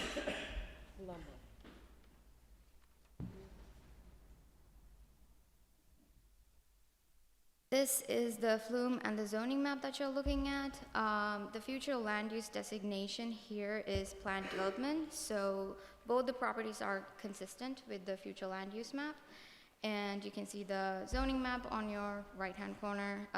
As I mentioned, the triangular property to the left is residential agriculture in the county, and the other property is residential single-family 6 in the city.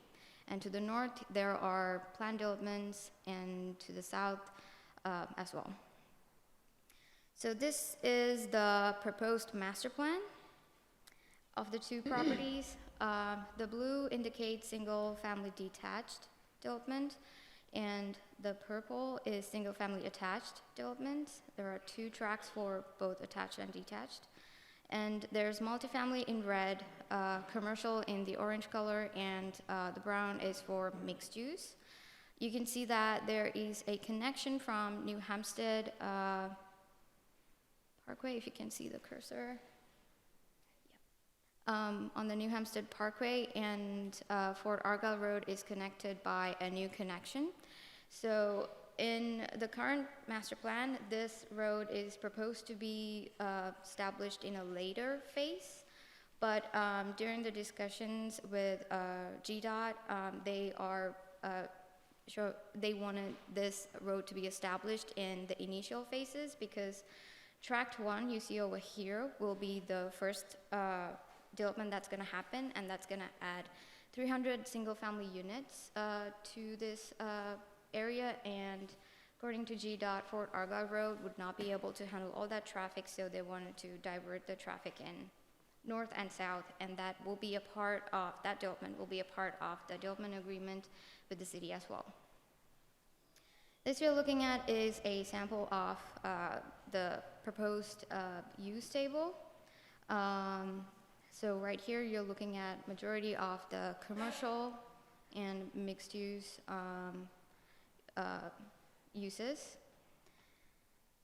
And this here is the proposed traffic distribution plan. As I mentioned, at the build out of the 300 single family units, the applicants are proposing a stop sign by Fort Argyle. That is what is shown on the first picture.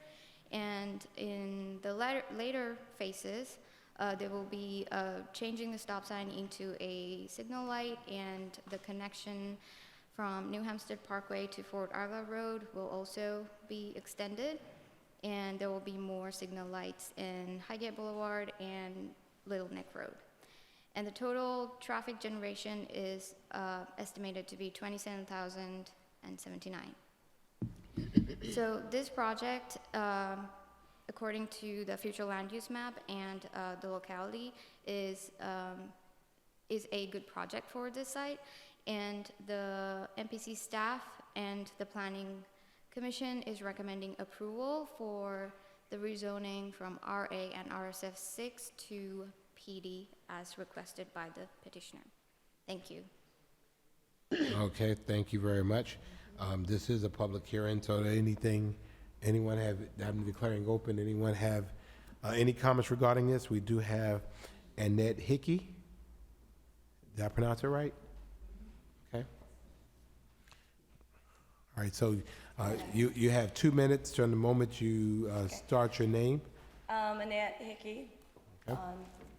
Can you pull that map back up on the screen, or I have a map here if you guys want to see it. It's, if you can get this map right here. Right here in the corner right here, that's where I live at. I know you guys probably got all my information, I'm sure, on my this house. Been in my family for over 250 years. So is it really amazing? Would you orientate us and show us where she's showing on the map, please? Yeah, in the corner, if you zoom into 1062 Fort Argyle Road, you're going to see this house right here. Yeah, right here. Right on the very back of the edge of the wetlands back there. Okay. Yeah. So my family's I inherited this whole 40-acre tract just about basically from my family. I've built a home there, and they really failed to say the home's there. But I don't have really much to say in 2 minutes.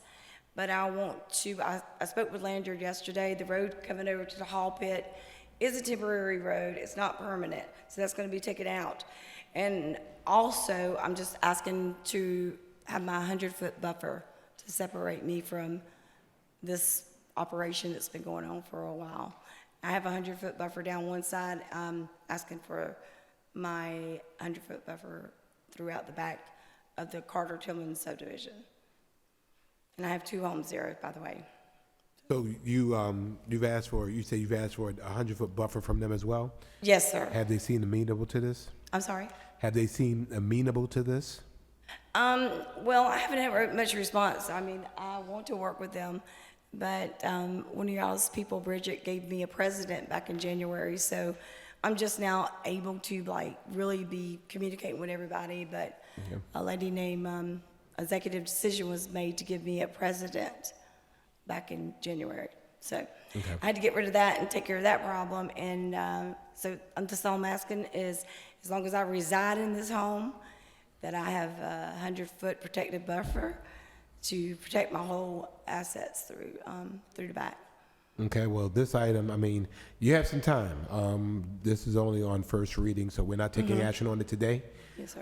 And so I think the petitioner will be wise to use this time wisely, to communicate with you in the intervening time. Thank you. Alderwoman. Thank you. Ma'am, you Yes, said ma'am. they gave you a president? Yes, ma'am. What is that? I don't know, it was on the application. I was told that being I didn't have a president to represent me or someone in the area to represent me, A they neighborhood Bridget association took a- president? Excuse me? You're talking about a neighborhood association president? Yes, ma'am. Okay. You're in the county, correct? Excuse me? You're in the county? I'm in the Chatham County, unincorporated. Right, in a corporate county, so it's probably not like situated like we have neighborhood associations. I have no neighbors. I have, Right. I'm the only. You are the neighborhood president. Yes. You're the neighborhood. Yes, and I'm also a realtor for over 40 years, so I don't understand why no one came to me, to be honest. But, so I guess she wanted to represent me, a person did, I'm not sure, but when I asked at the MPC meeting, it was, Bridget Liddy had said she took an executive decision to do that, so I'm not sure what that was about. So it caused a little bit of conflict between me and Brian also in the beginning, because I didn't understand it, neither did he, so. So you have some time. I'm sorry, you finished? Yeah, but, okay. No, I didn't understand Yeah, it. this is just public hearing. We're not taking this up today. No, just you So- got time. I'm just Alderwoman? asking for my buffer. Ms. Dickerson, Miss Hickey. Miss Dickerson, Miss yeah, Dickerson Dickerson, Hickey. that's it, Dickerson, but Did go you, ahead. how many years have you said this property's been in your family? For over 200, well, they came over here and took it from the Indians, and so some got pregnant with, looking like the pictures and mixed, so over 250 years. Okay, so you the Back on the Library of Congress, Dickerson track. Yeah. Has that been designated a historic area? To me, it is. Yeah. Well, were you the mayor, the governor, and everything for I that should place? be. You Well, should look I mean, it's kind of, I don't get out a lot because I love staying home and I don't watch the news a lot, so I have no idea what's going on in the world, You honestly. may not get out a lot, but somebody stayed put for 250 years. Yeah. Congratulations for that. Well, at the end of the day, I really enjoyed y'all's ceremony, by the way. It was amazing, okay? And it really hit home with this, too. And, but, at the end of the day, God is in control. So, and y'all had a great show today. I loved it. Well, It was great. I know of a really good city you could become a part of. I might, A really because wonderful let me city tell you, with I wonderful love people. Savannah, and I know y'all Well, we know love I you do, too, okay? and no, I love we can Savannah. Y'all don't consummate know. all of this and just. Well, it's interesting because You if you become- go back to Wise family, y'all got to look it up. William Henry Wise. First, it came over on the Anna, that's my name, and what's his name? Threw him over on the cattle farm. Not Sherman. He set up there where we're at, Oglethorpe. So y'all made a ghost story out of that, or See? everybody has in White Square. But that's like one of my relatives. You go great-great-great-great-grandfather. And, we didn't have divorces in our family, fortunately, thank God. But cousins do marry cousins sometimes, okay? And so I can't help that. But, yeah, it's sentimental, and I just can't even believe no one even mentions the houses back there. Mr. Mayor? Alderwoman Lanier. And a church. So Ms. Hickey, your family been out there 250 maybe plus years, and you out there living your best life. And all of a Ma'am? sudden, this development is coming. So you're looking for some type of barrier. What is it exactly you think? Some type of foliage? You want 100 feet? I know we're not going to. I'm just asking, as long as I reside in that, as long as I reside at that home, that in the home as my home, I have a 100-foot buffer running. I call it an arrowhead, and I just have a 100-foot buffer. And that road that they've been using to haul the dirt out is not permanent. It's going away. I've received a letter from Lanyard yesterday, because that's been a big issue and causing a lot of stress in my life. I've sat by this dirt for a long time. hopefully some people here today you could connect with and y'all exchange information so you could start that conversation. Yeah, and I welcome all y'all to come up there and look, it's beautiful up there, and I would like to keep some of the history, of course, as much as we can. Yeah. All right, is there a motion to But- close the hearing? So moved. Probably Second. moved and seconded. All in favor indicate by saying aye. Aye. Opposed? Motion passes. Thank you so Okay, much, thank okay? you. Thank you All so right. much for being This here. was on first reading. Yes, We ma'am. want to work together too. So that was on first reading. I do want to go ahead and, couple of things. Item number 21, I've asked council to pull that for 2 weeks. Sunday alcohol sale requirements for museums. Again, there's some moving pieces as it relates to this item with the work that the Tourism Advisory Council and Neighborhood is doing, so I don't want to throw a red herring into that session. So if you would grant us 2 weeks on that, I would appreciate it. Can I get a motion for that? Well, I'll move that we'll So continue moved. this for 2 weeks. Second. So 2 weeks, moved. yeah. All in favor? Aye. Aye. Miss, There was a motion to table for 2 weeks. Yes. Continue to. So moved. And it's been probably moved in second. All in favor indicate by saying aye. Aye. Opposed? All right, motion passes. Thank you very much. Let me, before I get to purchasing items, because I know Julie cannot sit in one space for as long as she's been sitting. I want to approve item number 43, resolution adopting Savannah Waterfront Community Improvement District Vision and Implementation Plans in Automatic District 2. Alderman Leggett. Alderman Leggett? Mr. Mayor. All right, is there a motion regarding this? So moved, sir. Yes. There's a second. Second.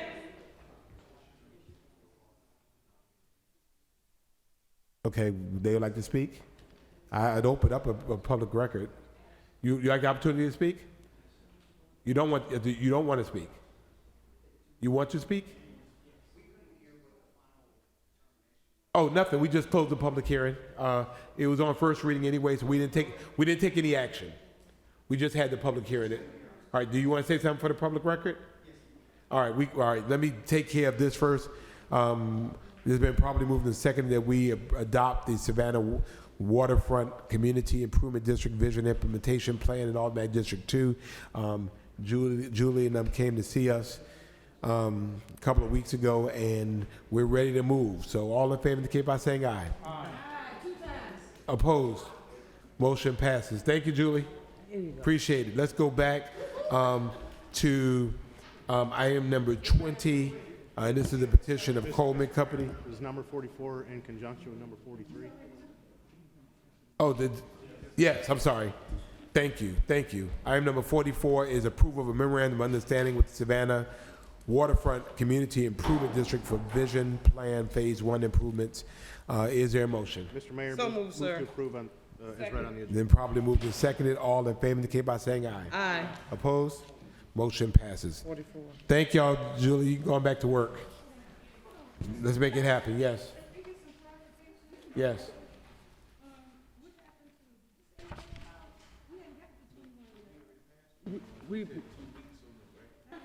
Right. Well, 21 was second. 21. I just asked to pull. We took a vote coming back. in 2 weeks. I did, and I also sent that in an email to you all. Okay. Oh, okay. Let's go back to item number 20, petition of Coleman Company Incorporated. This is a public hearing that we have closed. I'm requesting that we open it to the petition wants to have opportunity to speak. So since we won't have a hearing on the next one, let's do it now. Right, 16, correct. 20 was the action, right? Okay.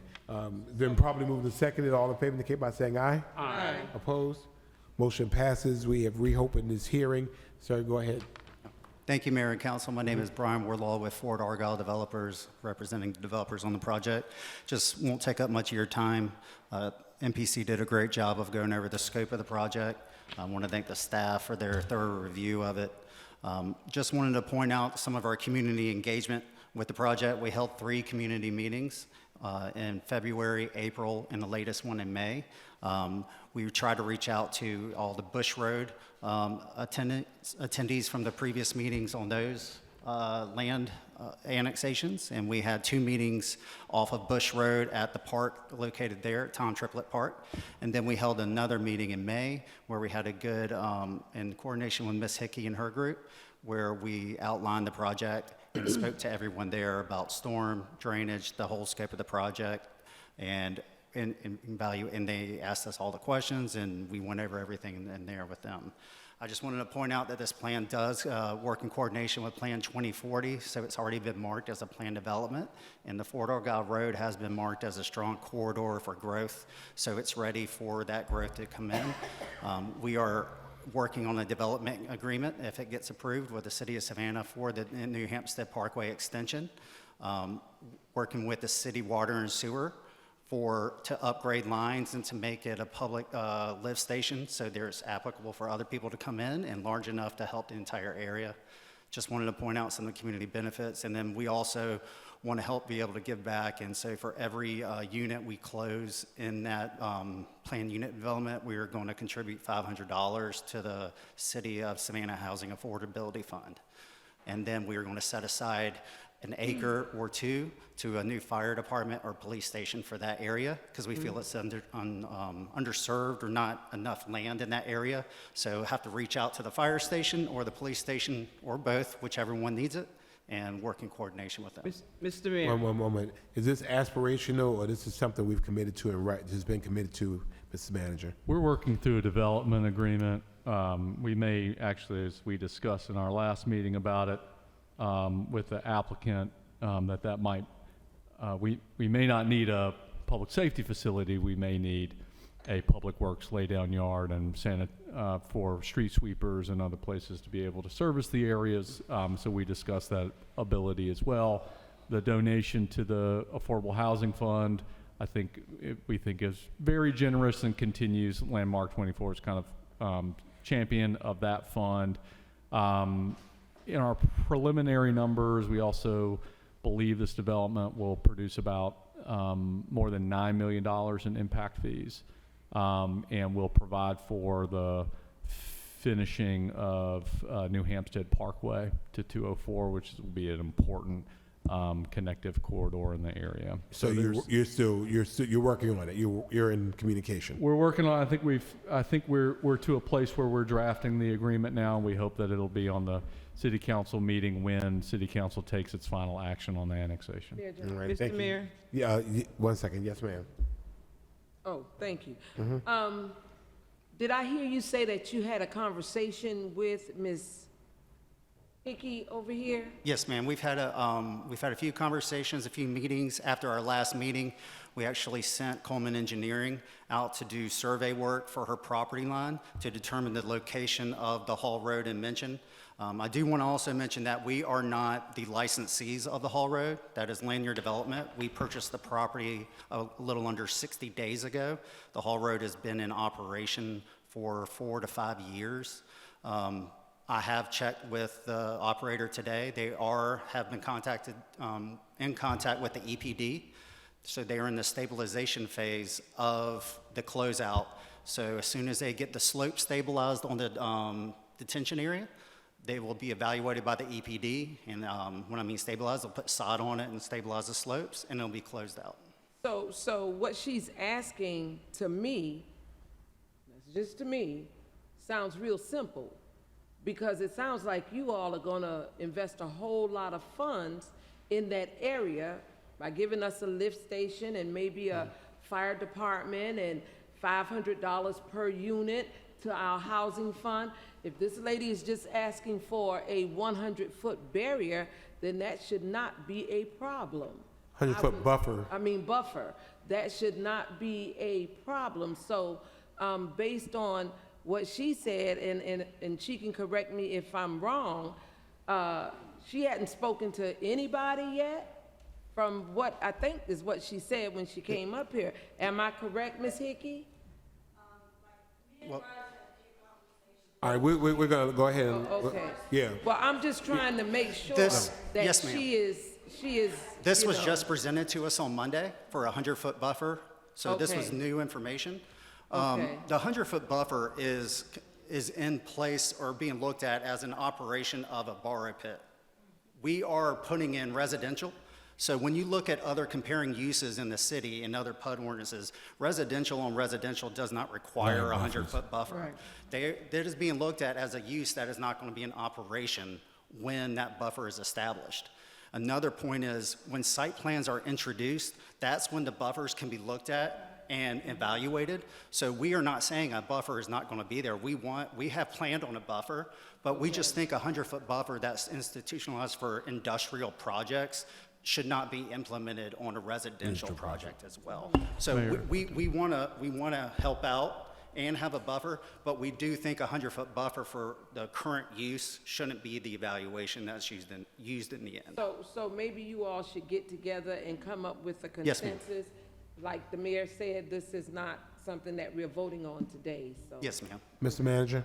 Thank you. Thank you. I think maybe just to add on to that, I do want council to consider, it did pass several months ago a 100-foot buffer plus berming requirements between industrial developments and existing residential developments, but would ask council to consider as it deliberates this over the next 2 weeks, whether or not a 100-foot buffer is appropriate between residential uses and residential uses. I don't know that you'd have to think about the downstream effects if everybody wants 100 feet between the next house and you know, and them. So that's just one thing to consider as we walk there. Thank you. Alderman Shabazz. Thank you, Mr. Mayor. As we develop that area, and hopefully when it's annexed into the 5th district, what we've been doing out there with the developers, and we like for, there's been a lot of work, especially with the Bush Road residents, the West Side community residents. All of that work for the last few years has been going on in reference to those properties that's been there before all of this development has taken place.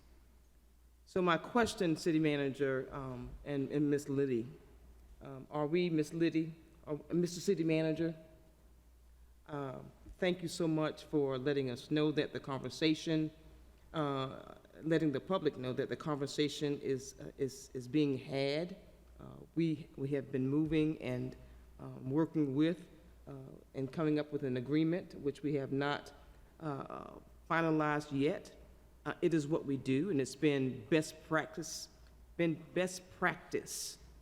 for us, working with the county residents who was very, very concerned about all of this development that's taking place, and we are really, really careful, and we have been successful with working with our counterparts out there with the county and with developers. Same thing, same instance that we want to do here. So as we continue to work and with Ms. Liddy, with the city manager, and all of those who are involved, and myself, as we continue to work, we've got to make sure, especially when the residents come, when they voice their opinions, even more outside of the meetings, because developers go out and have the meetings, and we are glad that you're following suit. When we have residents that come and give more comments, it means that there's some more concern. So we may not, because it is really, really huge when we talk about a 100-foot buffer in between properties, and like we've already established, when we talk about industrial properties that are being developed next to residential developments, those buffers are fine, even with if they're vegetation or if there are other type of materials of developing or constructing those type of buffers, it is okay, and we've already approved that as the City of Savannah. So we need to consider what our resident who has come to the council and talked about, and as we continue to further along, Mr. City Manager, with this agreement, take all this that we're talking about today into consideration. And when we come back to approve all of this, for sure, we'll have it all worked out. Thank you, Mr. Mayor. Thank you, Alderwoman Wilder Bryan.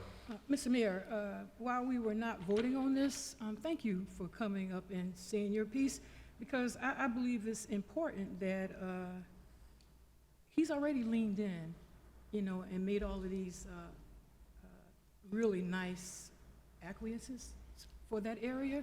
So I'm kind of confident that you're going to work something out, whether it's the berm area, or whatever's appropriate for that, because she's talking about her home and not a commercial. So we know there's a difference. And so she's a president. You're not going to have to talk to a whole bunch of people. She's a mayor, so you should be able to work that out. Thank you so much for your time. All right, thank you, Alderwoman Lanier. Yes, thank you, Mr. Mayor. So here we are again experiencing growing pains. Savannah is growing up and it's growing out, and it's a wonderful thing. We have all of this new revenue coming through our community. I know you guys are excited about this opportunity to put your project out there, and I respect that. That's what we need to look forward to. But I don't know if you're a native Savannian, it really doesn't matter, but I do want you to understand that people like Ms. Hickey, people like myself, people whose family been in this city for 7, 8, 9 generations, all this time, we love our city so much, and we are trying to brace ourselves for this growth and development, and it's an exciting time. So we just ask you all to just please be a little patient and understanding with people that have that kind of history in the place. We know the change is coming. We've known it's been coming because it's been the best kept secret. The children in Pooler, Bloomingdale, unincorporated Chatham County, all of us went to school together on the west side of Chatham County. We were all considered rural and not even thought about because all of the action was downtown and in other areas. But now we've been discovered on the west side, Eureka, here we are. And it's an exciting time, we embrace that. But please, a few trees doesn't cost anything. And no, we do not require that 100-foot buffer between residential and residential. But she cannot just sit there and know all of this is going on, and she doesn't come here or reach out to you all to find out, to make sure she's going to be protected. So we just want to make sure that your great project that you have coming that we really need in our area, that it is compatible with the people who are already there, and you take them into consideration as you make your plans. And so we could have a win-win in the end and embrace all of this great growth and development. So I appreciate you coming today to tell us about the work that you're doing out there. Thank you very much. Thank you. Motion to close the hearing, please.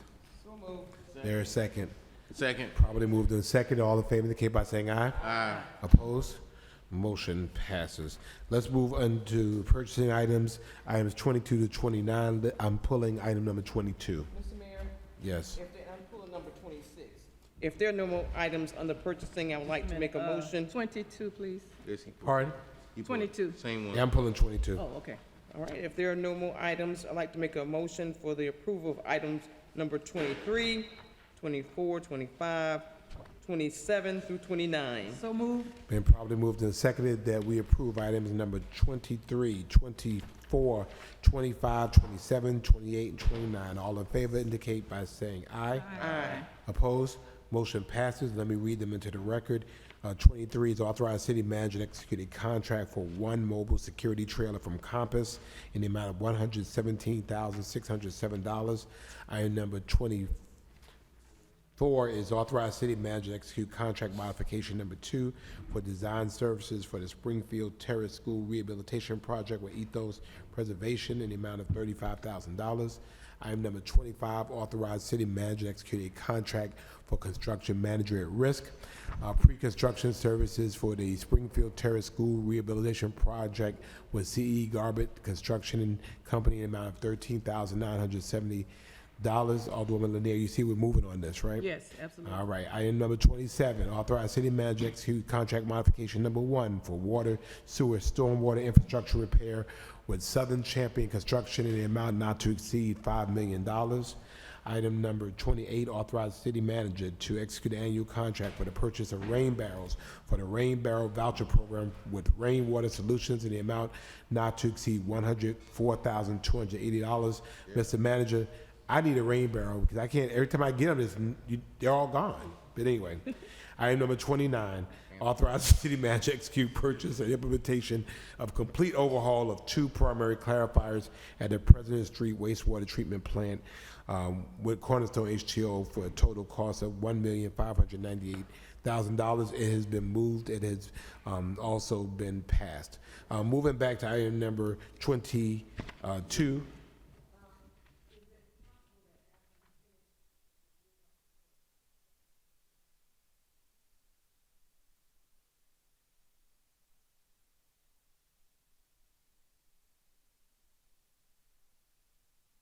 With the manager's permission. Okay. Item number 22, Mr. Manager, I'm asking we pull this for 2 weeks. Yes, sir. We had to read the room. You have any problem with that, Alderman Lanier? Same thing, Mr. Mayor. Okay, thank you. And item number 26 is authorize city manager to execute a contract for water reclamation and conveyance programmable logic with control instruments incorporated in the amount not to exceed $2,890,805.54. Mr. Mayor. Yes. Thank you so much for allowing me to pull this. With the Water Reclamation Department in coordination with our planning and engineering and the Office of the Chief of Water Resources, this is a great thing that's getting ready to happen with us bringing this company on board. And City Manager, if you don't mind, I don't know if you or Mr. Feltner can come up and just say a few words about what we are doing in reference to this purchase. Yes, ma'am. Chief Feltner can come up and get prepared to talk about the rain barrels and add on to anything about the logic and control instruments for our water and sewer system.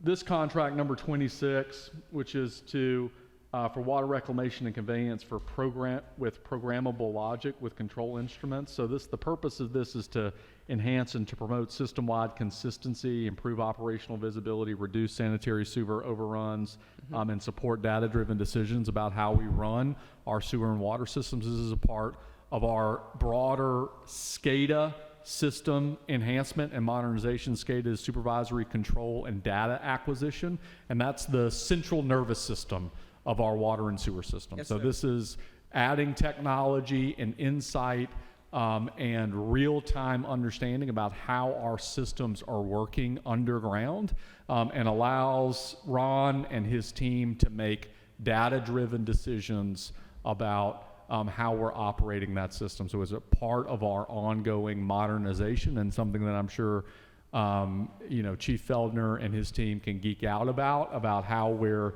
improving system reliability and performance for our customers. I'll turn it over to Chief Ron Feldner to talk more. Thank you, Mr. City Manager. Ron Feldner, Chief of Water Resources, Mayor and Council. Thank you for the opportunity to talk this afternoon. City Manager did an excellent job of explaining what SCADA means to us and how it's integrated into our water and sewer and stormwater operations. Essentially, over the years, the 3 different operational areas of water resources have somewhat gone about independent paths on SCADA deployment and implementation and then integration. And as a result of that, for example, we've got stormwater and the stormwater pump stations. The large pump stations are on VT SCADA. At I&D, the water treatment plant, we're on Emerson SCADA. So they're both monitoring systems that enable us to collect data, monitor operations, make decisions based on that data. Over at wastewater, they've actually been working on both platforms, VT SCADA and Emerson SCADA. So what's been going on over the last about 18 months and really focused in GPS for this year is a comprehensive undertaking to integrate all of our water, sewer, and stormwater systems onto the VT SCADA platform so that we essentially can have what our friends in traffic have, a water traffic control center. We can monitor everything concurrently and with a lot of detailed analysis so that those data-driven decisions that the city manager referred to can be done in a much more efficient manner and ideally enable us to get out in front of issues that could occur within our system, because obviously it's so dynamic what's going on in our different water resources systems, that being able to monitor it closely and with this kind of technology enhancement is critical to what we're doing. I&D is going through this right now with the state funding. It's part of their project, and wastewater water reclamation wants to follow suit. Fantastic. Thank you so much, Chief Feltner, for explaining about this good work that we're getting ready to do with our analytics, the data collection, and just making sure that we're doing things right. And just like you said, great word, get in front of situations so that we can better serve our citizens. Thank you, Chief. Thank you, City Manager. Thank you. Is there a motion? Yes, sir. So Yes. moved, sir. Right, been properly moved and seconded that we approve item number 26. All in favor indicate by saying aye. Aye. Opposed? Motion passes. Mr. Felder, please tell me why I can't get a rain barrel, why we can't keep them in stock, why everybody, what's the deal with these, all these rain barrels? What's the deal with rain barrels, and why is it important for Savannahans? Mr. Mayor, I don't believe you requested a rain barrel. That's why you haven't got it. I did. I just did it. I did it the right way, and they said sorry. Tough luck. Now, thank you once again for the opportunity to address the rain barrel. September 1st is the proposed commencement of stormwater utility billing, and one of our key customer credit opportunities on the residential side is to provide rain barrels to our residential customers so that they can capture runoff from their downspouts, hold that on property, use it for irrigation, drain it out more slowly, not just cut it loose, as I do on my house on Gordon Street, directly across the sidewalk and into the gutter, doing nothing to diminish the impacts of what happens on my property when it rains. I need a rain barrel, and I need it bad on the front of my house.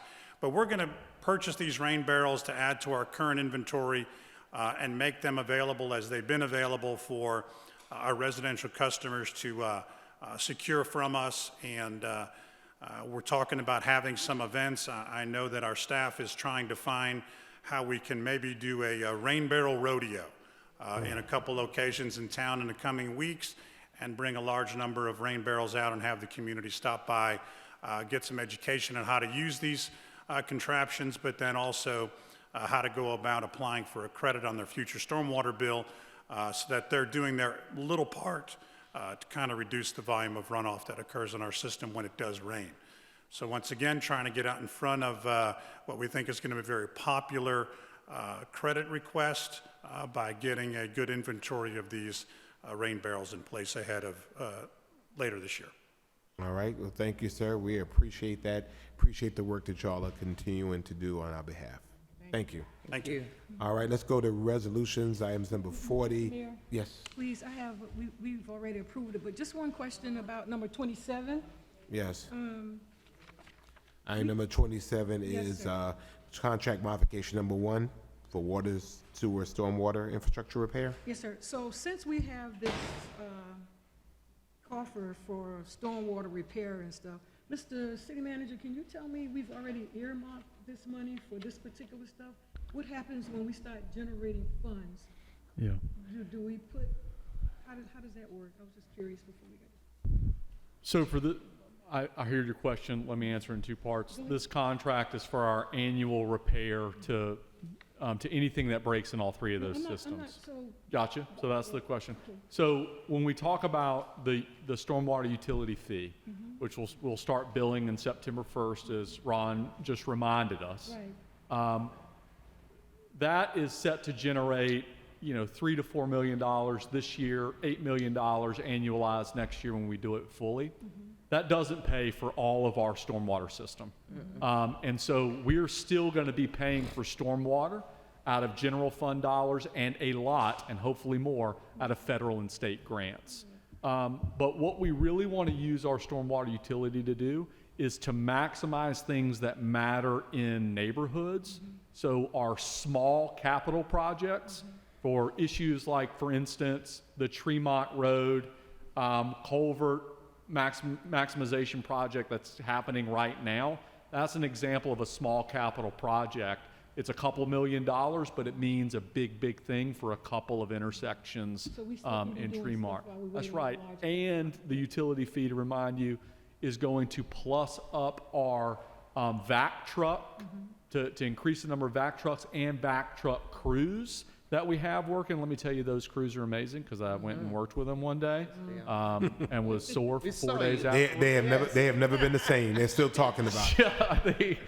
Yeah, and for our hand-maintained ditch crews, which also work. So that's going to increase that. So what we really want to do with this utility fee, since it's going to be, it's going to be user-based, is we want to make sure that people see that impact immediately. So that's where those dollars are going to. Well, thank you for the edification and clarification. It means a lot. Yes, ma'am. Thank you. Moving to resolutions, item number 40, resolution authorizing the transfer of a vacant lot located at 715 East 38th Street to the Chatham County City of Savannah Land Bank Authority to facilitate the development of affordable housing in Automatic District 2. Alderman Leggett. Yes, sir. Mr. Mayor, I ask that we authorize the transfer of the vacant lot at 715 38th Street, sir. Second. Properly moved and seconded. All in favor indicate by saying aye. Aye. Opposed? Motion passes. Item number 41, resolution authorizing the transfer of vacant lots located at 1836 College Street and 1838 College Street to the Chatham County City of Savannah Land Bank Authority to facilitate the development of affordable housing in Automatic District 1. Alderwoman Lanier. Yes, Mr. Mayor, I move for the approval of this resolution authorizing the transfer of these vacant lots located at. Second. Been properly moved and seconded. All in favor indicate by saying aye. Aye. Opposed? Motion passes. Item number 42, resolution adopting the transmittal of the draft Chatham County Savannah 2040-2045 comprehensive plan update. Mr. Mayor. Yes. Mr. Mayor, I have some questions about this item. Okay. First of all, when is the date? I know this is time sensitive, and I'm curious to know because is this the same plan that last year we discussed and we were supposed to put together the group from the county and CETA and the city, that one that I was really adamant and asked you, Jay, maybe 1 million times what's going on with it so I can get involved? Yes, ma'am. That's the same thing? No, ma'am. This is something It's else. not. And nothing has happened on that On front that one. either. Yeah. So how does no, ma'am. this impact that one? Today, it doesn't at all. And I think the more appropriate person to ask is Melanie Wilson about the comprehensive plan and the work that NPC has done. The comprehensive plan includes like the future land use map, which this council is very familiar with, as well as many other components. And it's a requirement from the state, the Department of Community Affairs, that every locality submit a comprehensive plan to the state every 5 years. It's also best practice to do so. But the relationship between this comprehensive plan, which is a planning document and has been traditionally done and led by MPC on behalf of the city and Chatham County, unincorporated Chatham County, this is what this comprehensive plan is. The 2033 Vision Plan Initiative, which we did pass an IGA, has different components, some of which could be and maybe should be in the future incorporated into a comprehensive plan, but it's still so conceptual right now at the moment. And again, no meeting has occurred on it, and so it's really unclear about how that planning effort will impact future comprehensive plan efforts and vice versa. But this comprehensive plan has been done in the way that the community has done it in years previously, and I think the best person to answer questions about how this comprehensive plan was developed is Melanie Wilson. Okay, thank you. Ms. Wilson. How are you? Hi, Melanie Let me try to Wilson, get Executive Director, a plan. CEO of the Metropolitan Planning Commission. These are two separate documents. This comprehensive plan is a plan that is required by the state of Georgia DCA. If we do not have a comprehensive plan in place with several of the prescriptive items that they want to see, then you won't be able to get funds like your CDBG funds and things of that nature. So when I say it's very prescriptive, it has things like we have to have a work program, short-term work program. We go over the different chapters like quality of life, environmental, housing. It's very data specific. The vision plan that Mr. Milder was referring to would take components. It's not going to replace this. We will always have to do this. But it is what, when I first got here, I thought that the city was going to be doing, which is a true comprehensive plan, which is including everybody, including all of the jurisdictions, and looking at all of their components of what they would like to see, so that you end up with this document that gives you an opportunity from an overall planning perspective to know about where your infrastructure is going to go, where your schools will go, housing, community nodes, things of that nature. In this comprehensive plan, we have spent time looking at nodes. So I've looked at where your infrastructure is located, for example. That's where we try to steer development, because you don't really want to have development occur where you don't have water and sewer, for example. We look at where there's this connection with regards to the road network system, and to see where things are going based on the transportation plan. And we look at it county-wide. We look at it, just like this previous case that you just heard. Part of that parcel, that large parcel, I don't know if you realize, but part of that was in the county. When we do our evaluation and analysis on it, we look at both the city and the county, and we look at the impacts of both the city and the county residents. That's one of the things that we do. So this basically, where we are right now, is basically doing an update of the document that we did 5 years ago, which is a requirement. We've looked at all of the elements. This is just a resolution that we're required to do, to be able to send the draft document to the CRC for them to do a review. They get 45 days to review it. At the end of the day, and I don't know what happened, we sent the presentation over, but do you all have this handout? Yes. Okay, it has, I don't know what happened, like I said, it was sent over here, but it has a schedule of where we are right now. We will send the document over the first week in July. They get, as I said, up to 45 days. In the meanwhile, we will still continue to get feedback on the document, because you're looking at the bigger things that we have to have in the document in order to get it approved by DCA. We will have additional meetings in August to just get some additional feedback from people in the community. And then we will have the final presentation for this document at the end of September. We have to have this back to the state by the end of October. So there is some time. There's a QR code here, because the draft document is on our website, and it is set up to be interactive. So if you have a comment, for example, on wanting to see something happen on the west side, you can pinpoint that on the road. You can type in what you would like to see. We capture all of that data. That will all be included in the appendix of the actual comprehensive plan. So that is good kind of background to be able to use as the city starts doing more neighborhood planning. We will definitely share that information so that you can see X person commented over in Hudson Hills that they would like to see this occur. I'm sorry, repeat that. I missed something. The document that we've got, the QR code on the website, it is split up into chapters. It also has a map that will allow you to pinpoint where you would like to see things happen. If you've got a question about something, you can write down, I'd like to see a neighborhood park, for example, go here. That data goes into our system. We have a database that's mapped. And once we finish this process, we will, of course, share all of that data with the city, so that as they are moving forward with doing their neighborhood planning, and I know that they've started doing more of the area plans, they've relaunched that program again, they'll be able to get more into the micro level. This is a macro. It's big. It's looking at the city and the county. You answered two of the questions, because that deadline, I see that October, but you said that, okay, August neighborhood meetings, so there will be other opportunities to maybe do some tweaking. So when we vote today. That's correct. So when we vote today, it doesn't shut the door where. Oh, absolutely.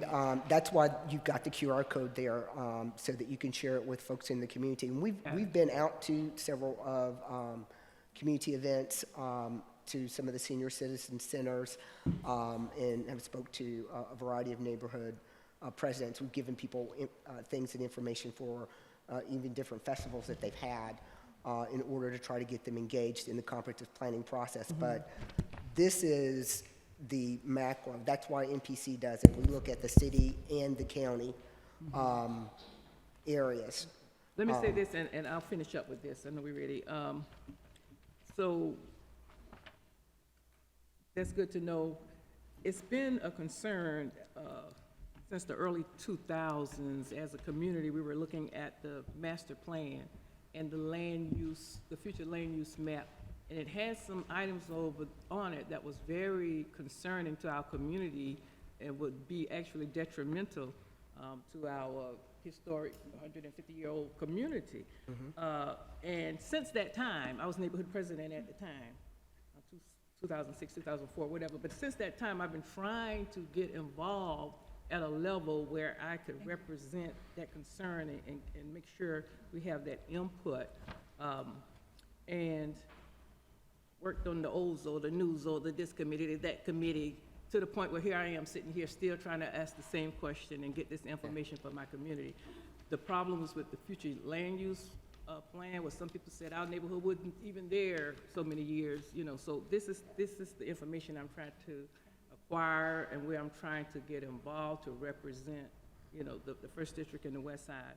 So I'm looking at this and I'm sitting here and I don't want all of this stuff to get passed and nothing happened. And I'm sitting here. And I'm sitting here because this is the time. So that's why I stay on Jay about how to get involved with that other effort and this effort. So now I'm hearing that this isn't the end of the road. This isn't the end all. We'll have an opportunity as elected officials representing thousands and thousands of people to get involved in this to make sure it represents the people of this community. And that's true. And as part of our website, when you go there, you'll see the land use plan. So if there's something on there that you want to suggest be tweaked or changed, that's your time to at least put it out there. I can't promise that we will make that change because we're looking at the things that are around it, but you will have the opportunity to we can take it back to the people. Take it back to the people in the community, and we do have. That's correct. That's correct. That's in there. And the other thing I want to say too is that from my conversations with the people working on the visioning, that other planning document, what they'll end up doing is taking our goals, objectives, and things from this document. They'll look at Pooler's document. They'll look at Tybie's, everybody's document. They'll see where there's some consistency, and they'll end up being kind of an overall planning document that encompasses everybody's stuff.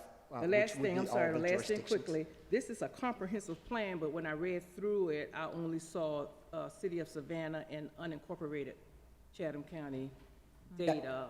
That's because, that's what I'm saying. This is different. We are charged with providing a comprehensive plan for the City of Savannah and Chatham County, period. We are not charged with doing a comprehensive plan for Tybee, Pooler, or any of those jurisdictions. Usually, sometimes the CRC or other people will do those plans. That's the difference. When you ask about the visioning plan and this plan, this basically addresses what we have to do for DCA. That other document that you made reference to, as I said, it really is something that I've done in other communities where you have everybody's comprehensive planning documents and it gets folded into one document, and that's where you start saying, how can you implement? Because water doesn't stop at a place, a road doesn't stop at a place. Sometimes there's ability to leverage infrastructure if you know what each one of the jurisdictions are doing, and hopefully that will allow everybody to kind of see how everybody's stuff interfaces with each other. I promise this is the last thing. So when we vote for this today, if we support this, we're doing what? The only thing that you're doing today is basically with law. applying to, you're just basically giving us permission to send it to the CRC for them to do a review. We have to send it to them to get comments and feedback, but in the meantime, and the stuff they're looking at are the technical things that we have to have in there. But in the meantime, we still can continue to get information and feedback and make tweaks and changes to the Thank you very much. I appreciate it. Yes. No. That's right. This is just the draft. They get a copy of the draft to give us additional feedback. The completed plan, once we've got everybody's information and feedback, I'll be back to you at the end of September, beginning of October, with the final planning document. And you will vote on it, and we will send that document to the Department of Community Affairs. Yes, ma'am. I did. Mm-hmm.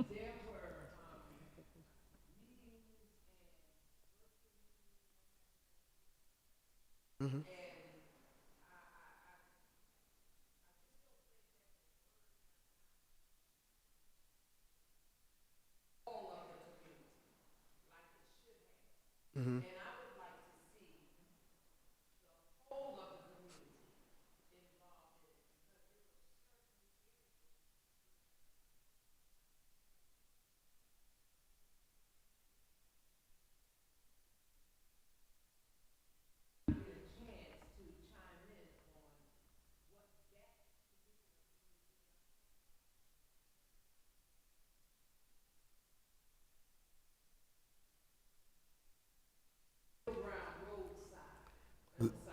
Let me weigh in because, let me weigh in on that because I know that the City of Savannah helped pushes out. All of the aldermen received the information as well.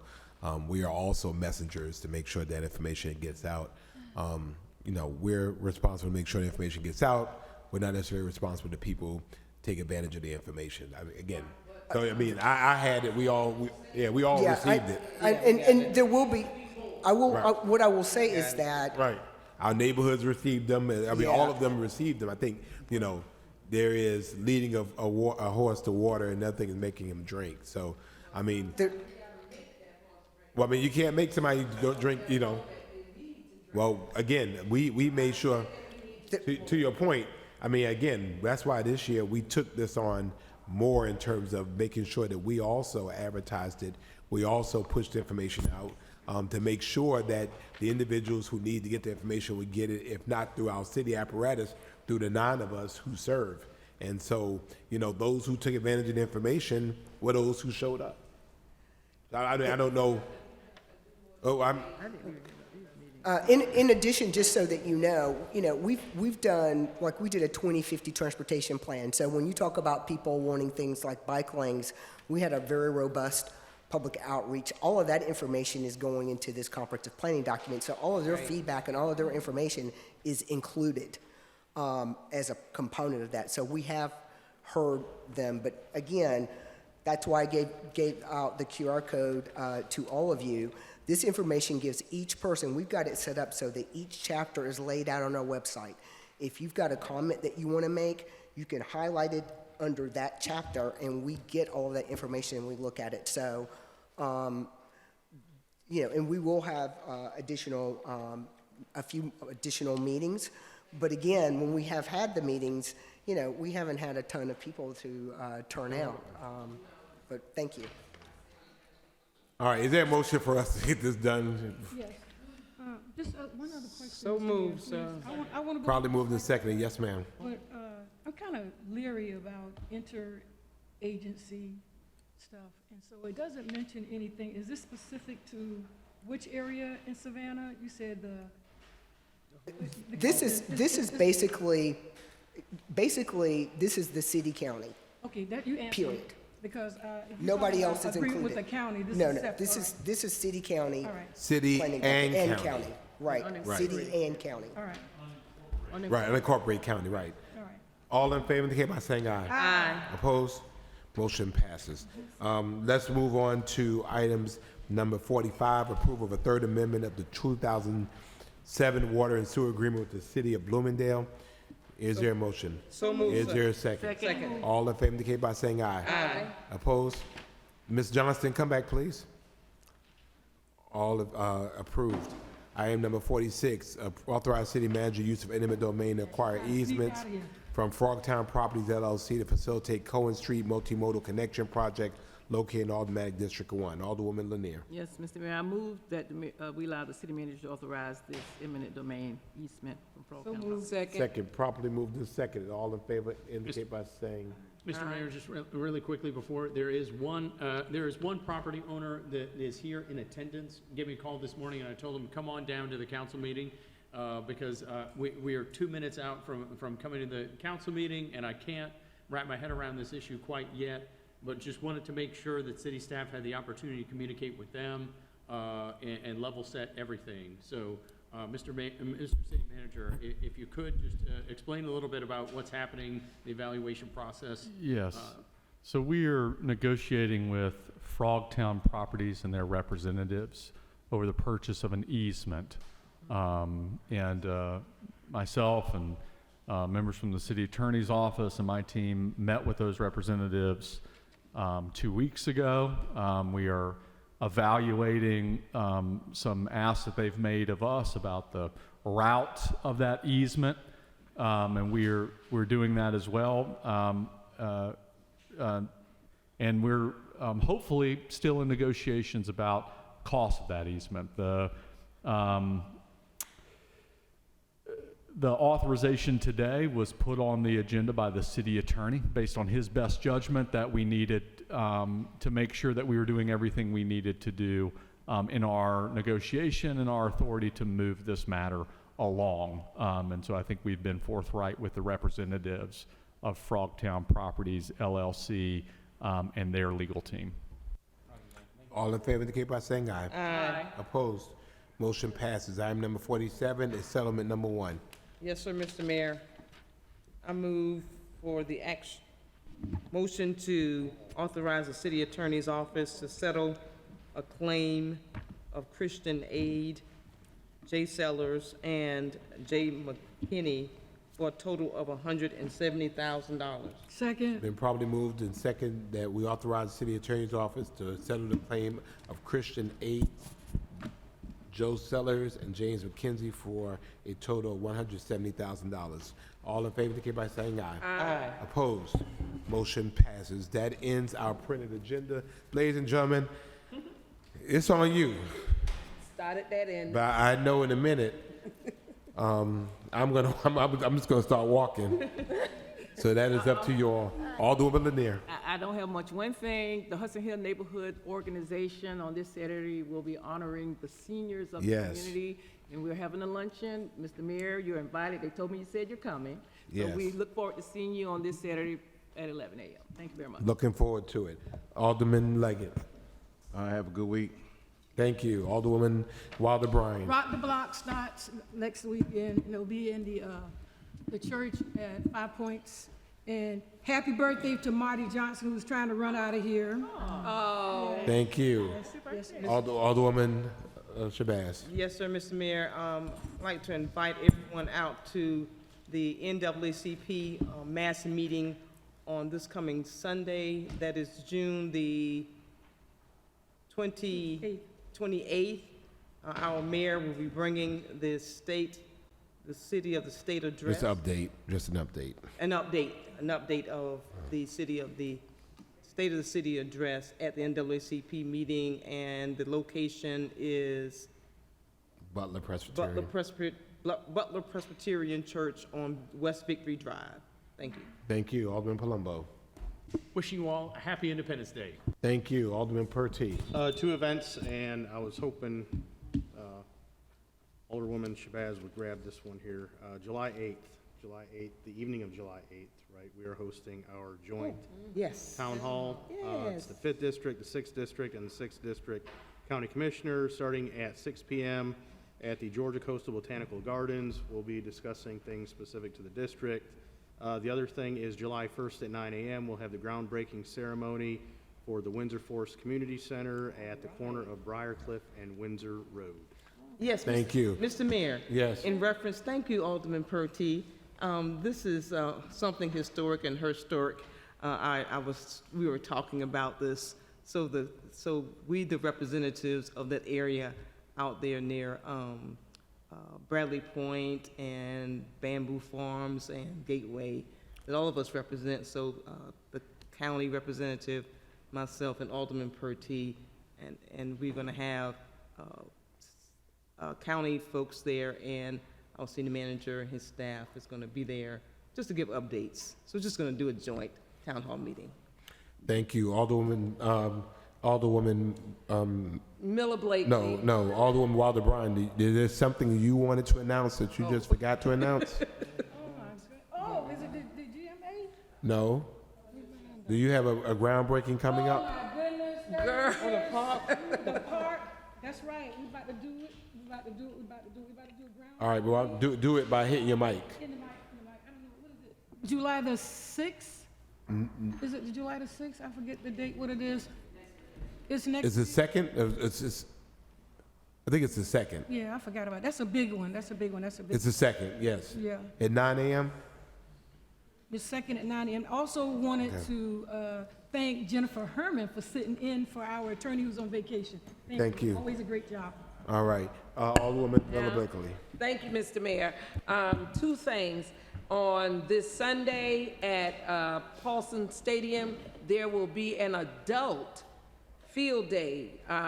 Bring your adults only, no children allowed, no disrespect. But they're gonna do soccer, football, kickball, water sports, all that good stuff. And it's grown folks gonna be out there. And I wanna say to my oldest daughter, happy birthday. She will be 47 on her birthday on the 27th of this month. Happy birthday, Sequoia. Thank you. And bring the Bengay, because you're going to need it. We're going to bring the Bengay. Wanted to make sure everyone knows we will have the Georgia Municipal Association in town this week. We will have elected officials from Georgia's over 536 cities visiting us starting this evening. And so you will see mayors, city council members, city managers, city attorneys, city clerks, all visiting and enjoying our cities. Make sure you're nice and kind to them. Hospitality is what we do. And then also, Marty Johnston celebrated a birthday yesterday.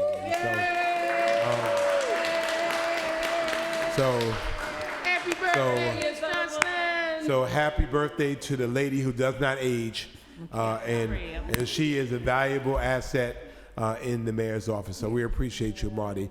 If there's nothing else, Mr. Manager, you have anything, sir? Yeah, Yes, sir. I'd just like to make an acknowledgement. We've been joined for the last few days by the ICMA military fellow, Eric Gordon, who's with us today.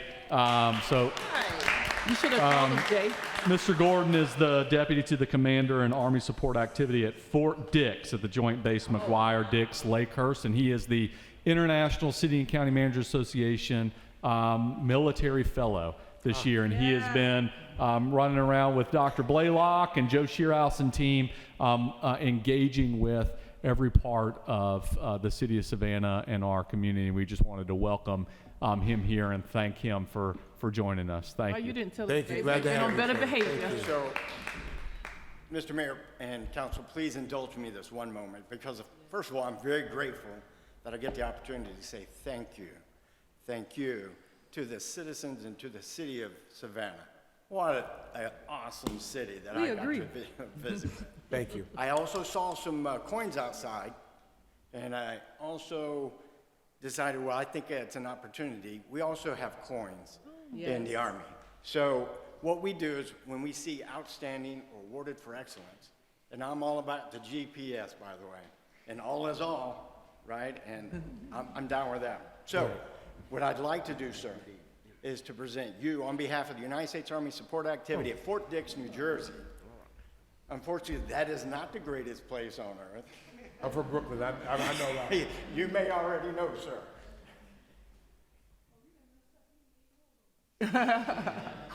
You sure do. Especially for the only veteran on this council. That's right, I'm gonna remind him too.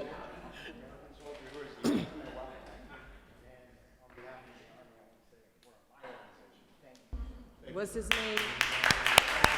Eric? Thank you very much. Mr. Manager, anything else? Mr. Clerk, you have anything? Madam Attorney, you have anything? All right. Thank you, what happened to Kurt? Oh, that's right. Want to congratulate Curtis Pertee, who has been elected to the GMA Board of Directors, will be joining me on the Board of Directors on this Sunday. So It's nothing but work. It's just nothing else for you to do. Thank you all, Team Savannah. We appreciate. Thank you for joining us last night. We're adjourned.